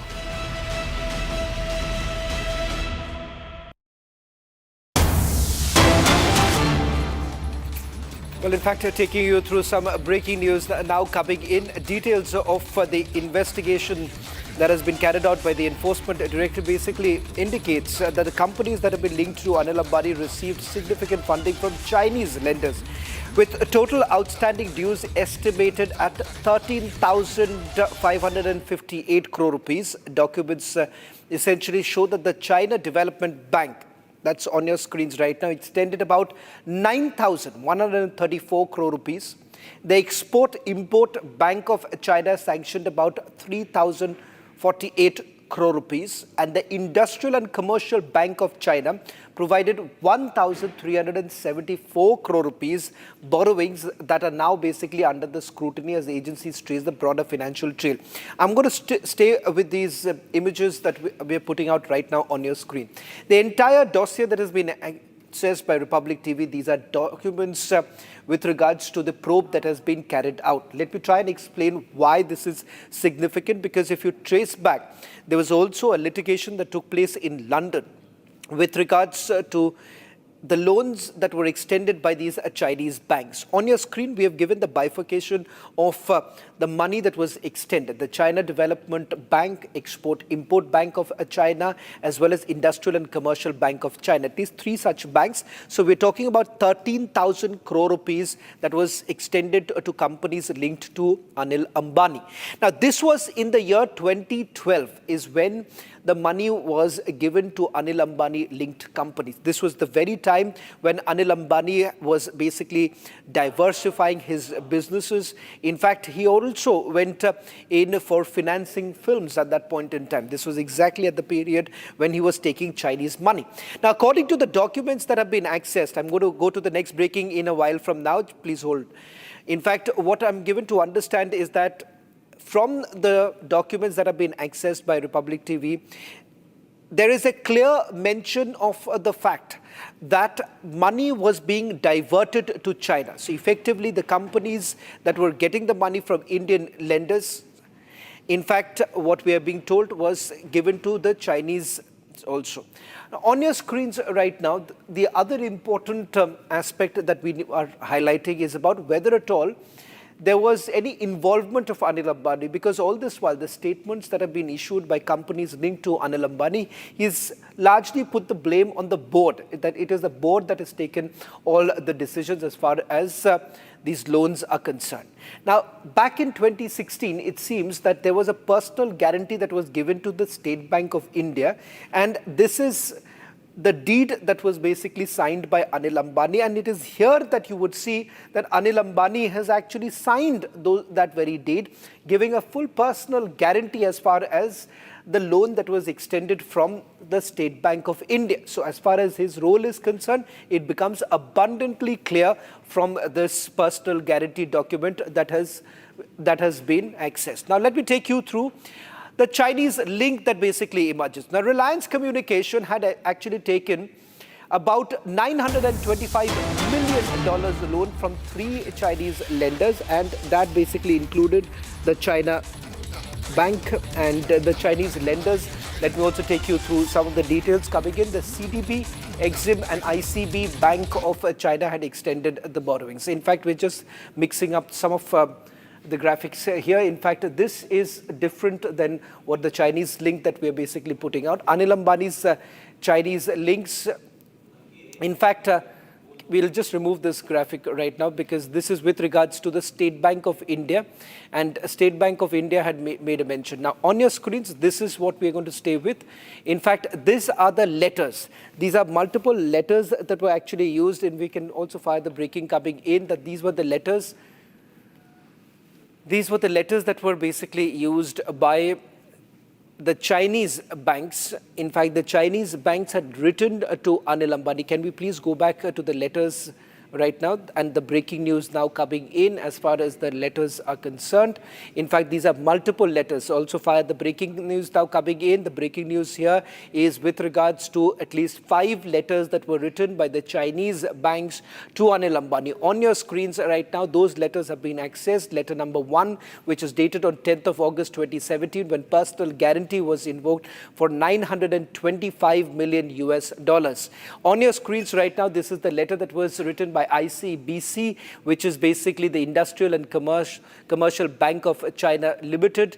They had written a letter to Anil Ambani where they are referring to the personal guarantee for the $925 million facility that was advanced by the China Development Bank, Export-Import Bank of China, and the Industrial Commercial Bank of China, and this money that was basically given by the Reliance Communication. The second letter, the follow-up letter that has gone in was on 13th of October 2016, where the bank claims 5 previous letters were already sent. On your screens right now, it's the Chinese chase that we are talking about. Repeated notices were regarding the payment default.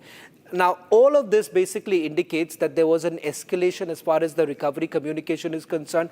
In fact, there was a mention of it in the litigations that had taken place in London. And Anil Ambani was hoping that this would actually pass.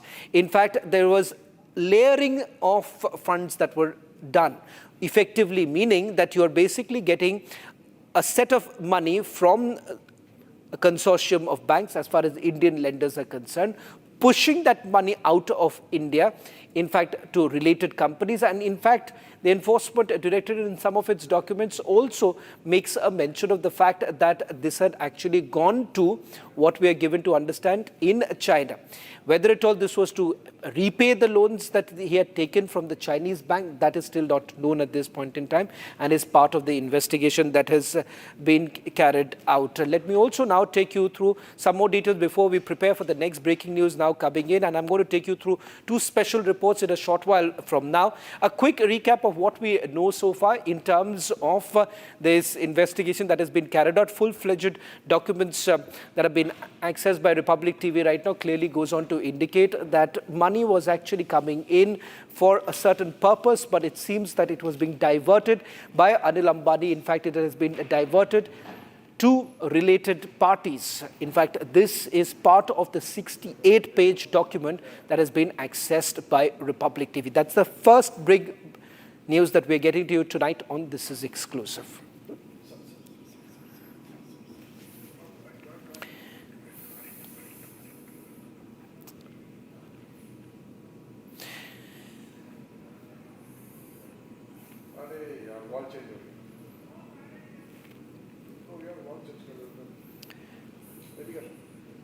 Well, in fact, let me now take you through the other special story that we're getting to you tonight on This Is Exclusive. Now, the skies over the Pokhran field firing ranges were basically set to witness a breathtaking display of bravery, precision, as well as air dominance. Now, in a spectacle that echoes the spirit of Operation Sindoor, the Indian Air Force has prepared to roar high above the desert and sands with powerful images now coming in, including representational drone formations as well as combat simulations capturing the scale and the intensity of modern aerial warfare. As the Indian Air Force gears up for Vayu Shakti 2026, this will not just be a firepower demonstration, but a statement of strength. From land to space weapon systems to precision bombing runs targeting enemy formations, the show will underline India's rapid response capability and technological edge. In fact, this is a special report coming in from the preparations of the Vayu Shakti, a special report coming in from my colleague Swarali.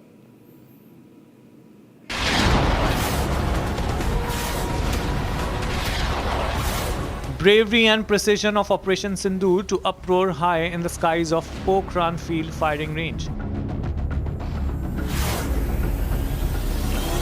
As Indian Air Force to demonstrate its might and strength in Vayu Shakti 2026. Impactful visuals of land to space range weapons bombing enemy jets. One of the largest combat shows of Asia. Indian Air Force as the fastest and the fiercest responder to the enemy. Set to stage India's vigilant advanced weapon systems and fighter fleet coordinated operations, including Rafale, Jaguar, Mirage 2000, MiG-29, and short-range loitering munitions Akash Spider amongst others. With the airspace supremacy at play by the air warriors, its clear declaration to the world of New Age Bharat.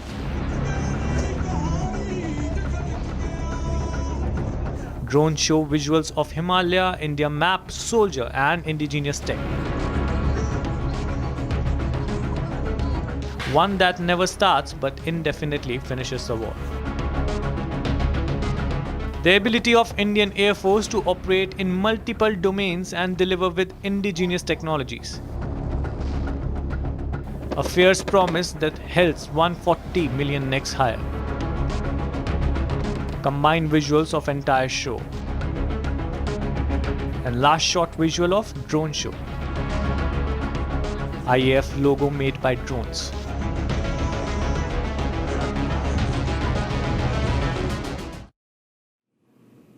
Well, in fact, Republic TV witnessed this entire exercise that was carried out by the Indian Air Force. Now, this report that you are seeing comes in from my colleague Swarali, who spent almost 48 hours with the Indian Air Force to get a sense of what exercise Vayu Shakti really means. Take a look. Vayu Shakti 2026, one of the largest combat shows of Indian Air Force, staging mighty prowess of air and land-based weapon systems, networked environments and coordinated operations. Let me tell you, this is supposed to be executed at the Pokhran field firing range, which you can see behind me, located in Rajasthan's Jaisalmer, near Rajasthan's Jaisalmer, which is a very important strategic location for the Indian Air Force and the aspirations of Indian subcontinent and the national borders. Now, let me tell you, air warriors will stage this strength with Rafale, Tejas, Sukhoi 30, MiG-29, Mirage 2000 and others. On the other hand, advanced weapon systems like Akash and Spider will also be demonstrated. The operation of them will be demonstrated. And this is supposed to be executed between 4 p.m. to 8 p.m., which is a 4-hour show. And very, very important, the precision of Indian Air Force is going to be executed. Also, success of Operation Sindoor. Well, in fact, you saw that Air Force exercise being carried out in Jaisalmer. Let me take you on the edge of India's western frontier, where our brave soldiers stand guard day and night. The Indian Army's Western Command basically today showcased its unmatched combat readiness and lethal precision.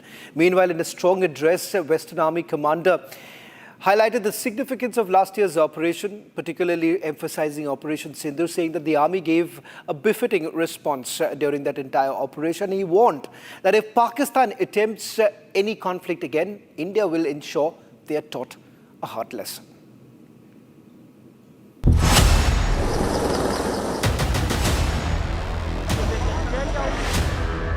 On the edge of India's western frontier, where our courage has been tested time and again, the Western Command of the Indian Army lays bare its unmatched combat readiness. From Dhyan Chand Stadium in Pathankot, a demonstration of power and precision unfolds.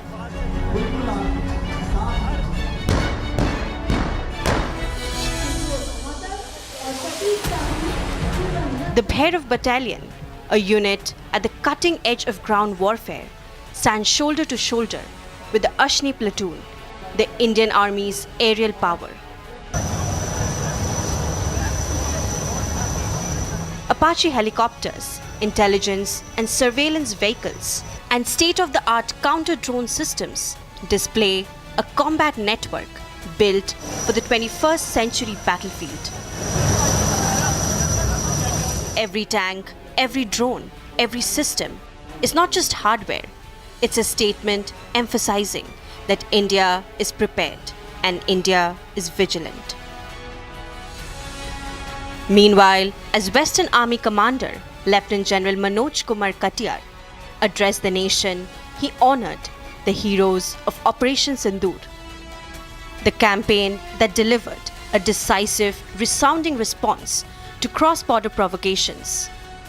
In his address, the Western Army Commander laid emphasis on how crucial last year was and how the Army gave Pakistan a befitting reply in Operation Sindoor.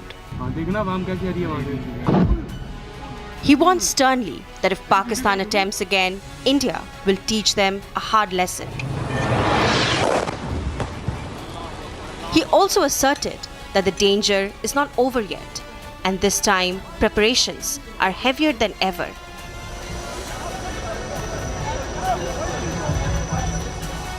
सिंदूर में जैसा आपने देखा कि हमने 7 तारीख को उनके सभी टेररिस्ट बेसिस पर हमला किया था। उसके बाद उन्होंने कुछ जवाबी कार्रवाई की और उसके जवाब में जो हमने उनके मिलिट्री बेसिस, एयर बेसिस को जिस तरह से बर्बाद किया, उसके बाद उसने फिर सीज़ फायर की मांग की। और सीज़ फायर की मांग सिर्फ डायरेक्टली हमसे नहीं की, हमको लगता है कि और भी देशों के पास उसने अपना ये मैसेज भेजा कि हमें इंडिया से सीज़ फायर करवा दो। नहीं, हम उसकी जहाँ भी इस तरह की हरकतें हैं, कार्रवाई हैं, हम उस पर पूरा नज़र रखे हुए हैं और हमको इस बात का ज्ञान है कि वहाँ पर क्या कार्रवाई हो रही है, वो किस तरीके से अपना टेररिस्ट बेसिस को अगर रिजुविनेट कर रहा है या दोबारा से इकट्ठा करने की कोशिश कर रहा है, तो हमें उसकी जानकारी हासिल है। Across the border, Pakistan's military leadership clings to relevance by conflict, by exploiting terror proxies, and also by reviving terrorist networks. Pakistan army का सपोर्ट है, हमको लगता है कि इन्फिल्ट्रेट कराने में पाकिस्तान आर्मी भी सपोर्ट कर रही है और जो टेररिस्ट ट्रेन होकर आ रहे हैं, हो सकता है उनकी ट्रेनिंग में भी पाकिस्तान आर्मी मदद कर रही है। Yet time and again, they underestimate the Indian Army's reach and resolve. On the other hand, Operation Sindoor was surgical, precise, and decisive. Terror bases were neutralized. Pakistani military installations were heavily targeted.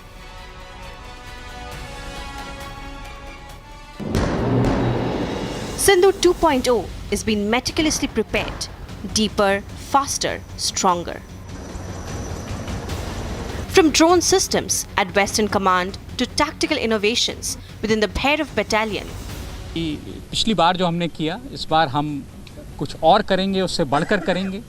किस हद तक करेंगे और कितना अंदर जाकर करेंगे, ये ऑपरेशनल प्लान का डिटेल है।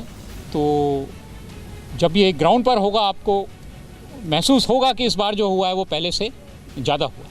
Remember how Pakistan was in fear, how Shehbaz Sharif was seen worried, and how he went on prostrate and begged for a ceasefire. जो हमारा पाकिस्तान से बातचीत हुआ था, 7 तारीख को हमले के बाद हमारे डीजीएमओ ने मैसेज भेजा था कि हमने अपनी कार्रवाई पूरी कर ली है, अभी हम बात करना चाहते हैं, पर उसने उस समय बात करने से इनकार किया। और उसके बाद जैसा आपको पता है, अगले 88 घंटे जो लड़ाई हुई और उसके बाद उसने फिर हमको अप्रोच किया। जब उसके मिलिट्री बेसिस पर बहुत ज़्यादा नुकसान हुआ, तो उसके डीजीएमओ ने फिर हमारे डीजीएमओ को अप्रोच किया कि हम बात करना चाहते हैं। Meanwhile, speaking on US President Donald Trump, claiming that Shehbaz Sharif would have died if he did not mediate, the army commander said this. From the skies above to the land beneath, the Indian Army integrates intelligence, surveillance, and cutting-edge defense systems. Where Pakistan relies on bluff and terror, India relies on innovation, preparedness, and the unyielding valor of its forces. Operation Sindoor was a warning. Today, the Indian Army's might is on display, and a clear message has been sent to Pakistan.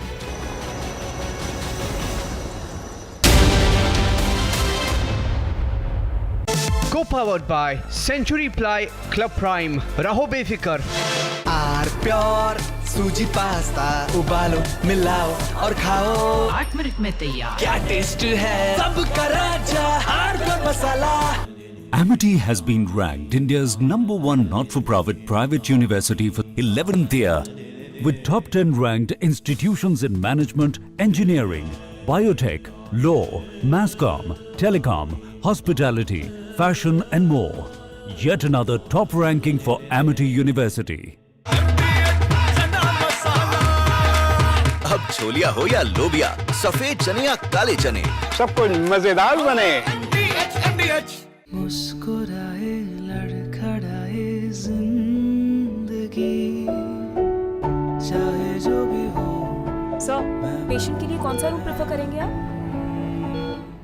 जिंदगी भर के प्यार का कोई rate card नहीं होता। Tata AIG health insurance, with you like family, with you always. थोड़े में ज्यादा स्वाद, यही तो है इसकी खास बात। वाओ मामा, क्या स्वाद है? अरे मेरे राजा, राजा और मसाला केसरिया से मन जोगी हुआ रे, दिल झूमे देखो मतवारा हुआ रे, केसरिया से मन जोगी हुआ। हर पल मनाओ केसरी त्योहार। विमल, बोलो जुबान केसरी। ये है सीक्रेट रेसिपी MDH का जीरा sip jal jeera masala. Sip sip jeera SIP jeera sip MDH का jal jeera SIP jeera sip MDH का जल जीरा सिप। अरे टेंशन किस बात की? सेंचुरी प्रोवुड का प्रीमियम प्लस है ना, लो एमिशन है, हाई डेंसिटी है, वाटर रेजिस्टेंट भी, टर्माइट एंड बोरो रेजिस्टेंट भी है। यानी ये है जहां नो टेंशन वहां। Premium Plus by Century ProWood.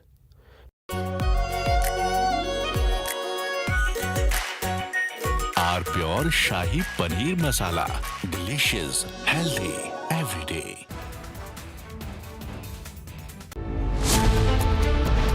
The trail, the evidence, the circuitous links.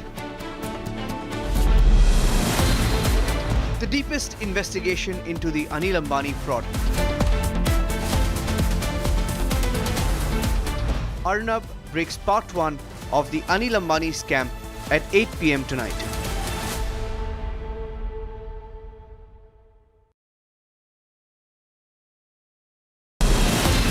From Asia's largest news headquarters, setting the agenda for Bharat.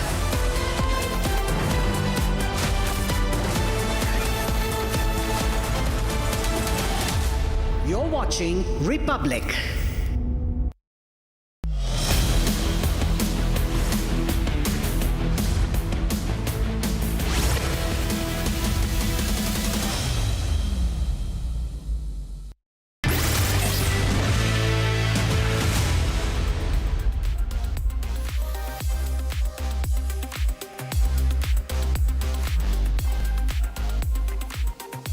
Hello and a very warm welcome. You're watching Republic TV and this is what is trending tonight at 7:30 p.m. with me, Gesu Bharadwaj. Now, we've brought you a plethora of stories from phone screens to big screens. Trending stories are everywhere and we're not letting you miss out on anything that's topping the charts. Number one. We're looking at Stephen Hawking and his role in the Epstein files. There are certain pictures that have floated on the internet, very controversial ones. The second story that we're moving on is the Kerala story to row now. In the latest, the Kerala High Court has said that the film cannot be aired without the audience watching it first, the court audience. The third story now that we're moving on to on Trending Tonight is the Jammu and Kashmir budget versus the International Monetary Fund bailout. What's happening in that? We'll take a close look. In fact, the fourth story on cards is how the Congress party has now paid an influencer to run down artificial intelligence, a huge hoax that we will uncover on Trending Tonight. The fifth story that we're working with is Kim's daughter to be the next successor. We're talking North Korea and we're talking about his teen daughter. But from what pictures reflect, she really could be. Starting first with the top story for the evening. Now, viewers, a newly surfaced photo of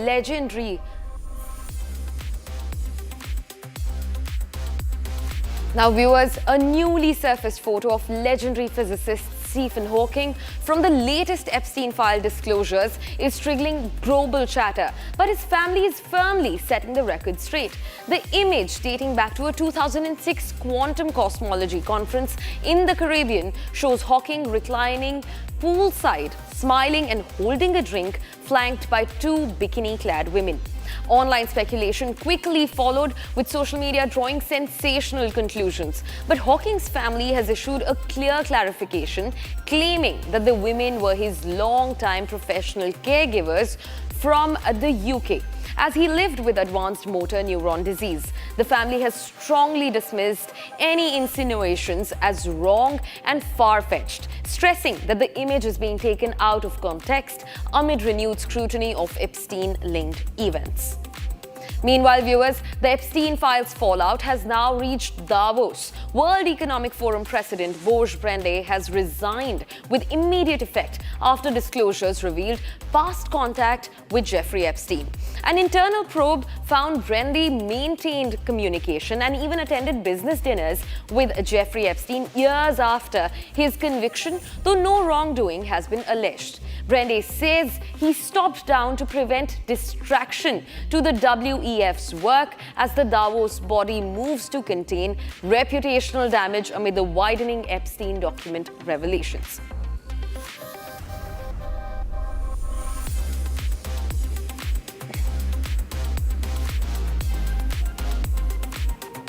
Now, viewers, for the second thing that we're tracking on Trending tonight, now in a major setback for the makers of Kerala Story 2, the Kerala High Court has halted the film's theatrical release just a day before it was set to hit the big screens. Justice Bechu Kurian Thomas granted an interim stay, reportedly for up to 15 days or until further hearings, raising serious questions over the CBFC's decision to grant the film an adult certificate. The court observed that the board may have failed to properly apply its mind to the film's content and its potential social impact, as petitioners warned of misinterpretation of Kerala, threats to communal harmony, and damage to the state's reputation. The court has also barred the makers from releasing or transferring or even distribution rights during the stay, while notices have been issued to the centre, CBFC, and the producers. The controversial sequel, which portrays women being lured into interfaith marriages and forced conversions, has faced backlash since its trailer launch. With the film now on hold and the CBFC under scrutiny, the makers are expected to move a higher bench, making this legal and political flashpoint far from over.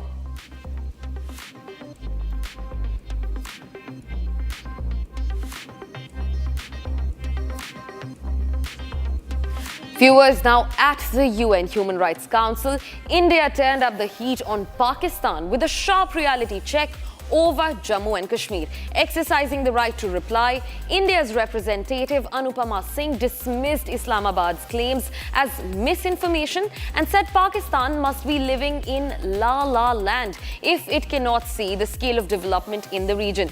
The standout jab is Jammu and Kashmir's development budget is over rupees 1 lakh crore, is more than double Pakistan's recent International Monetary Fund bailout package. A contrast, it says, reflects growth on one side and economic distress on the other.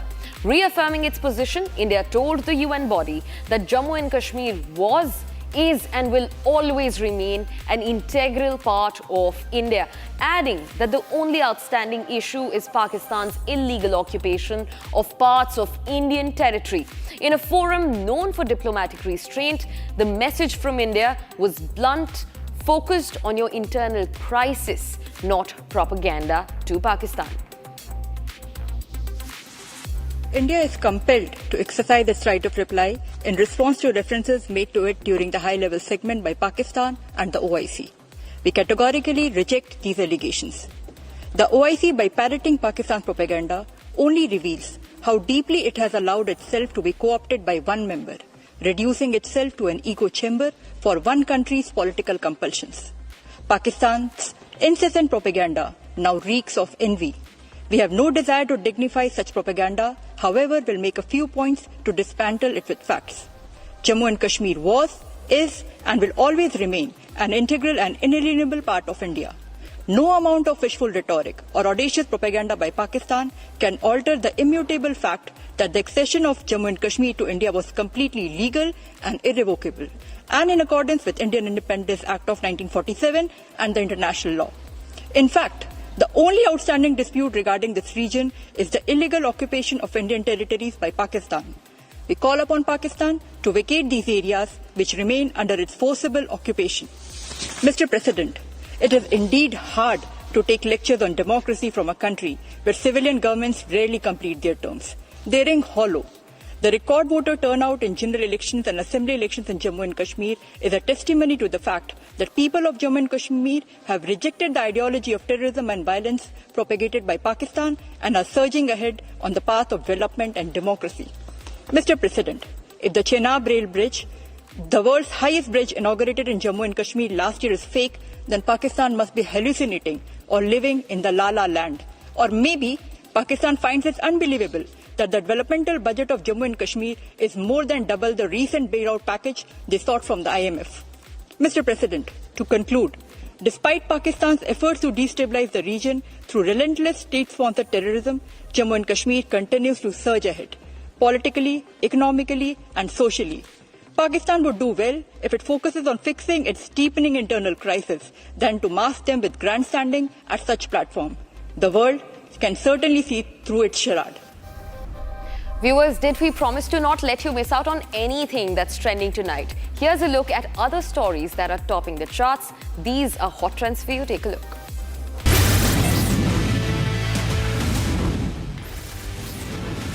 Japan has unveiled an AI-powered robot monk that can chant scriptures, answer life questions, and also guide visitors. As temples face a shortage of human monks, spirituality is getting a high-tech companion.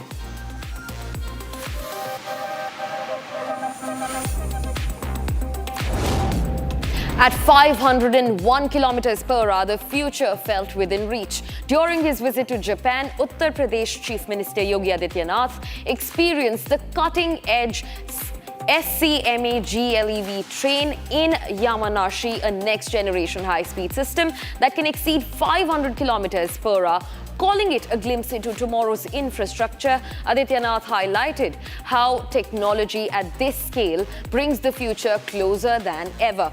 Because when innovation moves this fast, progress is no longer a promise, it's already on the track.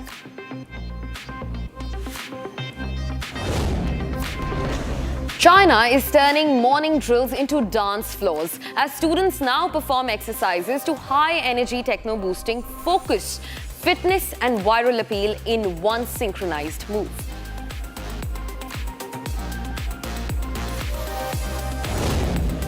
Lakshadweep saw a powerful show of joint forces as India conducted exercise Kalari Leap.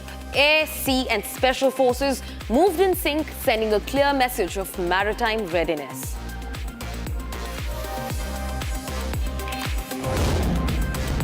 Nine months before release, Ramayana Part 1 has already lit up Los Angeles. A first-cut screening drew rave reactions for its epic sale, jaw-dropping VFX and rooted storytelling, signaling Bollywood's boldest mythological spectacle yet.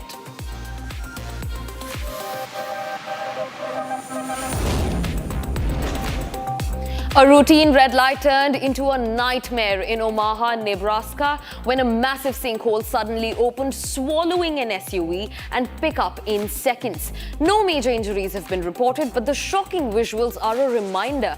Sometimes the road literally gives way.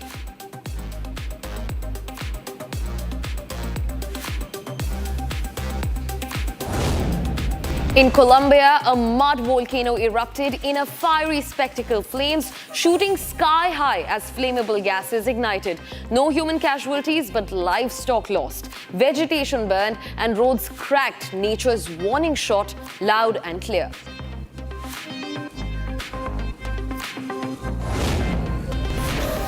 In Japan, young students welcomed Uttar Pradesh Chief Minister Yogi Adityanath with a namaskar, Sanskrit shlokas, and even Hindi introductions. A cultural moment that signals India's soft power is traveling well beyond its physical borders.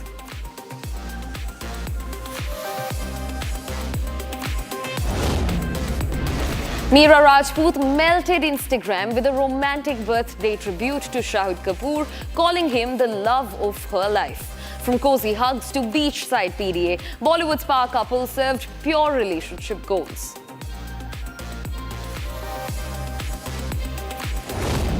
30 years after Heat, the sequel is finally heating up. Leonardo DiCaprio and Christian Bale team up for Heat 2 with Michael Mann back in the director's chair and fans already calling it a crime epic of the decade.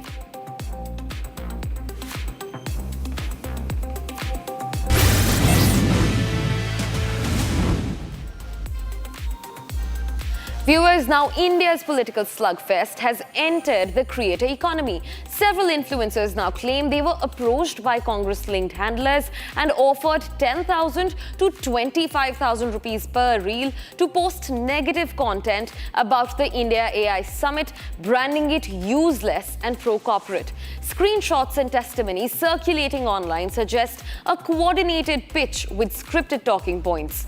Meanwhile, the Congress has not issued an official response and the claims remain unverified. But the controversy is already snowballing across social media.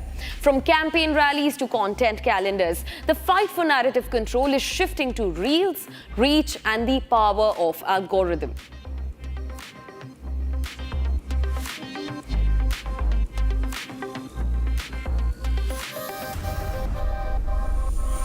मैंने बेवकूफ लोग देखा है, बहुत बेवकूफ लोग देखा है, पर कोई भी कांग्रेस की पीआर टीम से क्लोज नहीं आ पाया. They have sent me a text, me जो उनकी 4 दिन से बुराई कर रहा है उसे उन्होंने टेक्स्ट भेजा है कि यार आप थोड़ी बुराई कर दो यही समझ के कि कितना घटिया मिसमैनेजमेंट था. हाँ जी, मिसमैनेजमेंट तो था, पर वो आपकी तरफ से था, हमारी तरफ से नहीं था.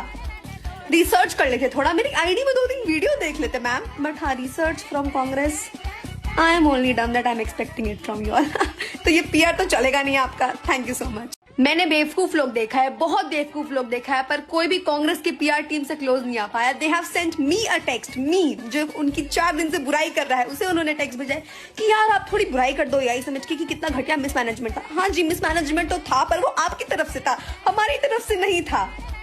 रिसर्च कर लेते थोड़ा, मेरी आईडी में 2-3 वीडियो देख लेते मैम. बट हाँ, research from Congress, I am only done that I am expecting it from you all. तो ये पीआर तो चलेगा नहीं आपका. Thank you so much. हदी हो गई. मैंने गलगोटिया यूनिवर्सिटी को क्रिटिसाइज करके आई समिट पे एक वीडियो क्या बना दिया. मुझे लिटरली ये मैसेज आया और इसके बाद कॉल भी आया है कि क्या आप हमारे लिए एक वीडियो बना सकते हो कांग्रेस पीआर टीम की तरफ से, जिसमें आप मोदी जी को क्रिटिसाइज करो कि मोदी जी ने एआई समिट में पैसा वेस्ट करा है और एआई समिट सिर्फ उनके पीआर के लिए रखा गया. भाई एटलीस्ट उन लोगों को तो मैसेज करते जो तुम्हारे लॉयल चमचे हैं, हम लोगों को क्यों. मतलब ये कांग्रेस वाले सिर्फ गलगोटिया की गलती की वजह से पूरे एआई समिट को ही बदनाम करने का प्रोपेगेंडा चला रहे हैं, जैसे वहां कोई जेन्युइन इनोवेशंस तो थे ही नहीं. ये पूरा सोचा समझा प्रयोग है, ये कोई संयोग नहीं है. और ऐसे लोग, अब हो सकता है कुछ लोग पैसे के लिए चक्कर में गिर जाएं, तो अगर आपको ऐसी कोई रील दिखे जहां पे एआई समिट को गलत बताया जा रहा है और बोला जा रहा है कि कैसे पैसे वेस्ट हो रहे हैं, ये सब, मतलब जहां देश एआई नेक्स्ट फ्यूचर है और इंडिया पहले इसकी सीरियसनेस समझ गया है और पहली बार स्टेप ले रहा है. अपने टाइम में तो इन्होंने कुछ काम किया नहीं, सब कुछ भगवान भरोसे छोड़ दिया. कोई जमीन कब्जा कर रहा है तो जमीन दे दो, वहां कुछ उगता नहीं है. चाहे नाना दादा पिताजी माताजी सबने कल्याण ऐसे ही किया. और 15 साल में जो इतने बड़े चेंजेस आ रहे हैं देश में, उसके ऊपर ये पानी फेरना चाह रहे हैं. तो बहुत ही शर्म की बात है यार. स्क्रीनशॉट मैंने आपको दिखा दिया, लगा दिया, आप खुद ही देख लो, बताना. मुझे तो बहुत ही गुस्सा आ रहा है इस बात पे और बहुत ही, क्या बताऊं, इस फीलिंग को मैं एक्सप्रेस नहीं कर पा रहा. मैं सैड भी हूं और गुस्सा भी हूं साथ साथ. Viewers, now North Korea's Power Theatre is getting a new face and she is just 13.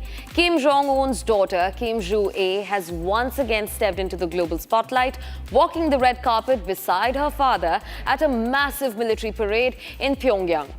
The striking detail? Father and daughter duo, both in matching black leather coats, a signature symbol of authority in North Korean political imagery. In a regime where symbolism speaks louder than words, Joo-a, dressing like the supreme leader, signals one thing, a carefully staged glimpse of the future. And according to reports, it has already hinted that she's being groomed as successor. And now reports suggest the teenager has been given an official role in the missile administration, tying tying her image directly to North Korea's most powerful military program. From parade platforms to strategic posts, the message from Pyongyang is subtle but unmistakable. The Kim dynasty may already be preparing its next ruler.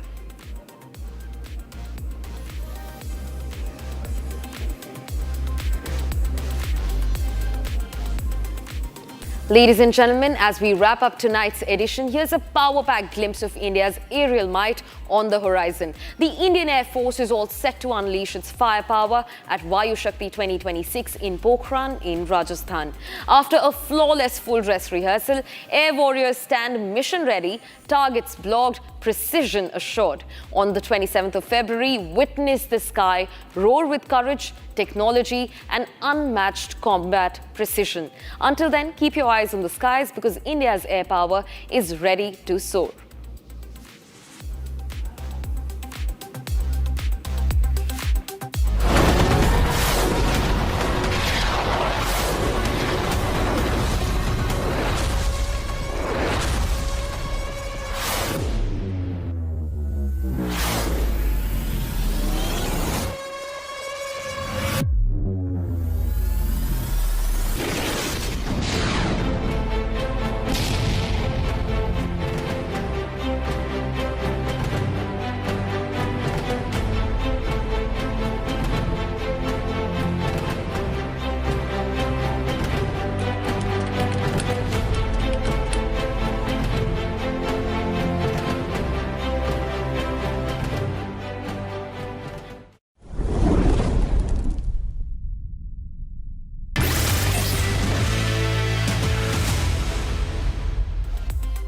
Co-powered by Century Ply Club Prime. रहो बेफिक्र. MDH की हल्दी मिर्ची धनिया करे कमाल. ये रंग दे, ये खुशबू दे, ये तीखा, ये कम पड़े. क्या निराला MDH masala.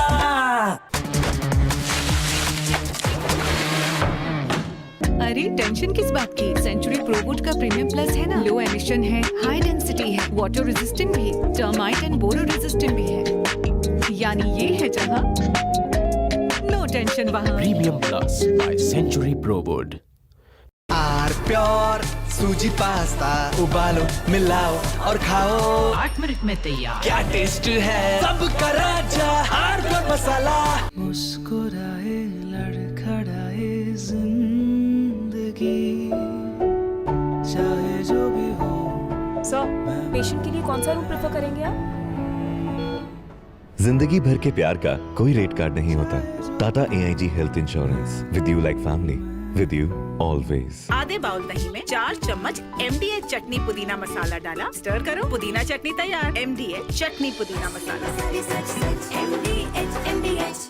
Now here's the reality. It's fact, not fiction. You are sitting on a plane. You're boarding the plane in the national capital of India for Leh at 6:08 in the morning. It's a SpiceJet plane. 6 minutes into the take, against the backdrop of daybreak and a beautiful sunrise, you suddenly look to your right towards the wings and you see the flames of fire on the wings of the plane. Your plane is on fire. Ladies and gentlemen, these are real visuals. This is the reality that the Civil Aviation Minister does not want you to see. This is the reality SpiceJet does not want you to see. This is the reality DGCA does not want you to see. Because at the cockpit, at that very moment while you're sitting in the plane, there are calls of Mayday, Mayday, Mayday, Mayday. That is a flight emergency. The flight circles back. There's engine failure in one of the engines, lands at 6:49 p.m. Ladies and gentlemen, and as you get off the plane, you realize this is the same SpiceJet. This is the same SpiceJet that does not have the money to pay the Bangladesh government, which is why it had been, I don't know the present situation, not allowed to fly in Bangladeshi airspace. They're out of money. Who is the owner of SpiceJet? This is the same SpiceJet, ladies and gentlemen, when another SpiceJet took off from Patna to Delhi on 19 June 2022. It caught fire soon after taking off from the airport. Flames were seen on the left wing of the aircraft. 2 blades were bent. So you should see the visuals then and now, ladies and gentlemen. Then and now. Look at that and now. Ladies and gentlemen, a SpiceJet plane catches fire in mid-air in December. Was there a paid campaign to defame the AI summit? BJP claims political collab using influencers. BJP versus Congress fight over influencers is the debate tonight at 9 p.m. Co-powered by Century Ply Club Prime. रहो बेफिक्र।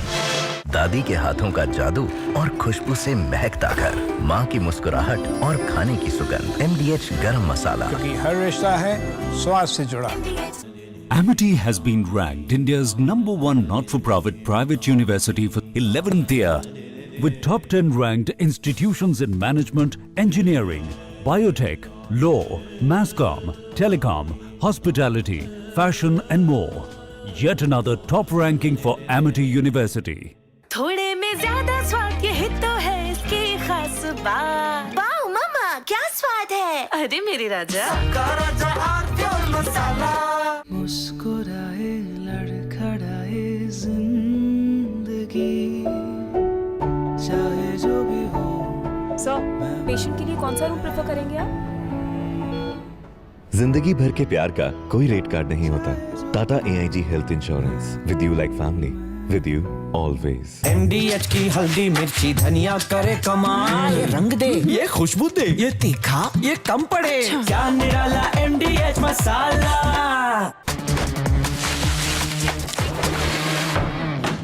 अरे tension किस बात की? Century प्रोबोट का premium plus है ना, low emission है, हाई डेंसिटी है, वाटर रेजिस्टेंट भी, टर्माइट एंड बोरो रेजिस्टेंट भी है। यानी ये है जहां नो टेंशन वहां। Premium Plus by Century Prowood.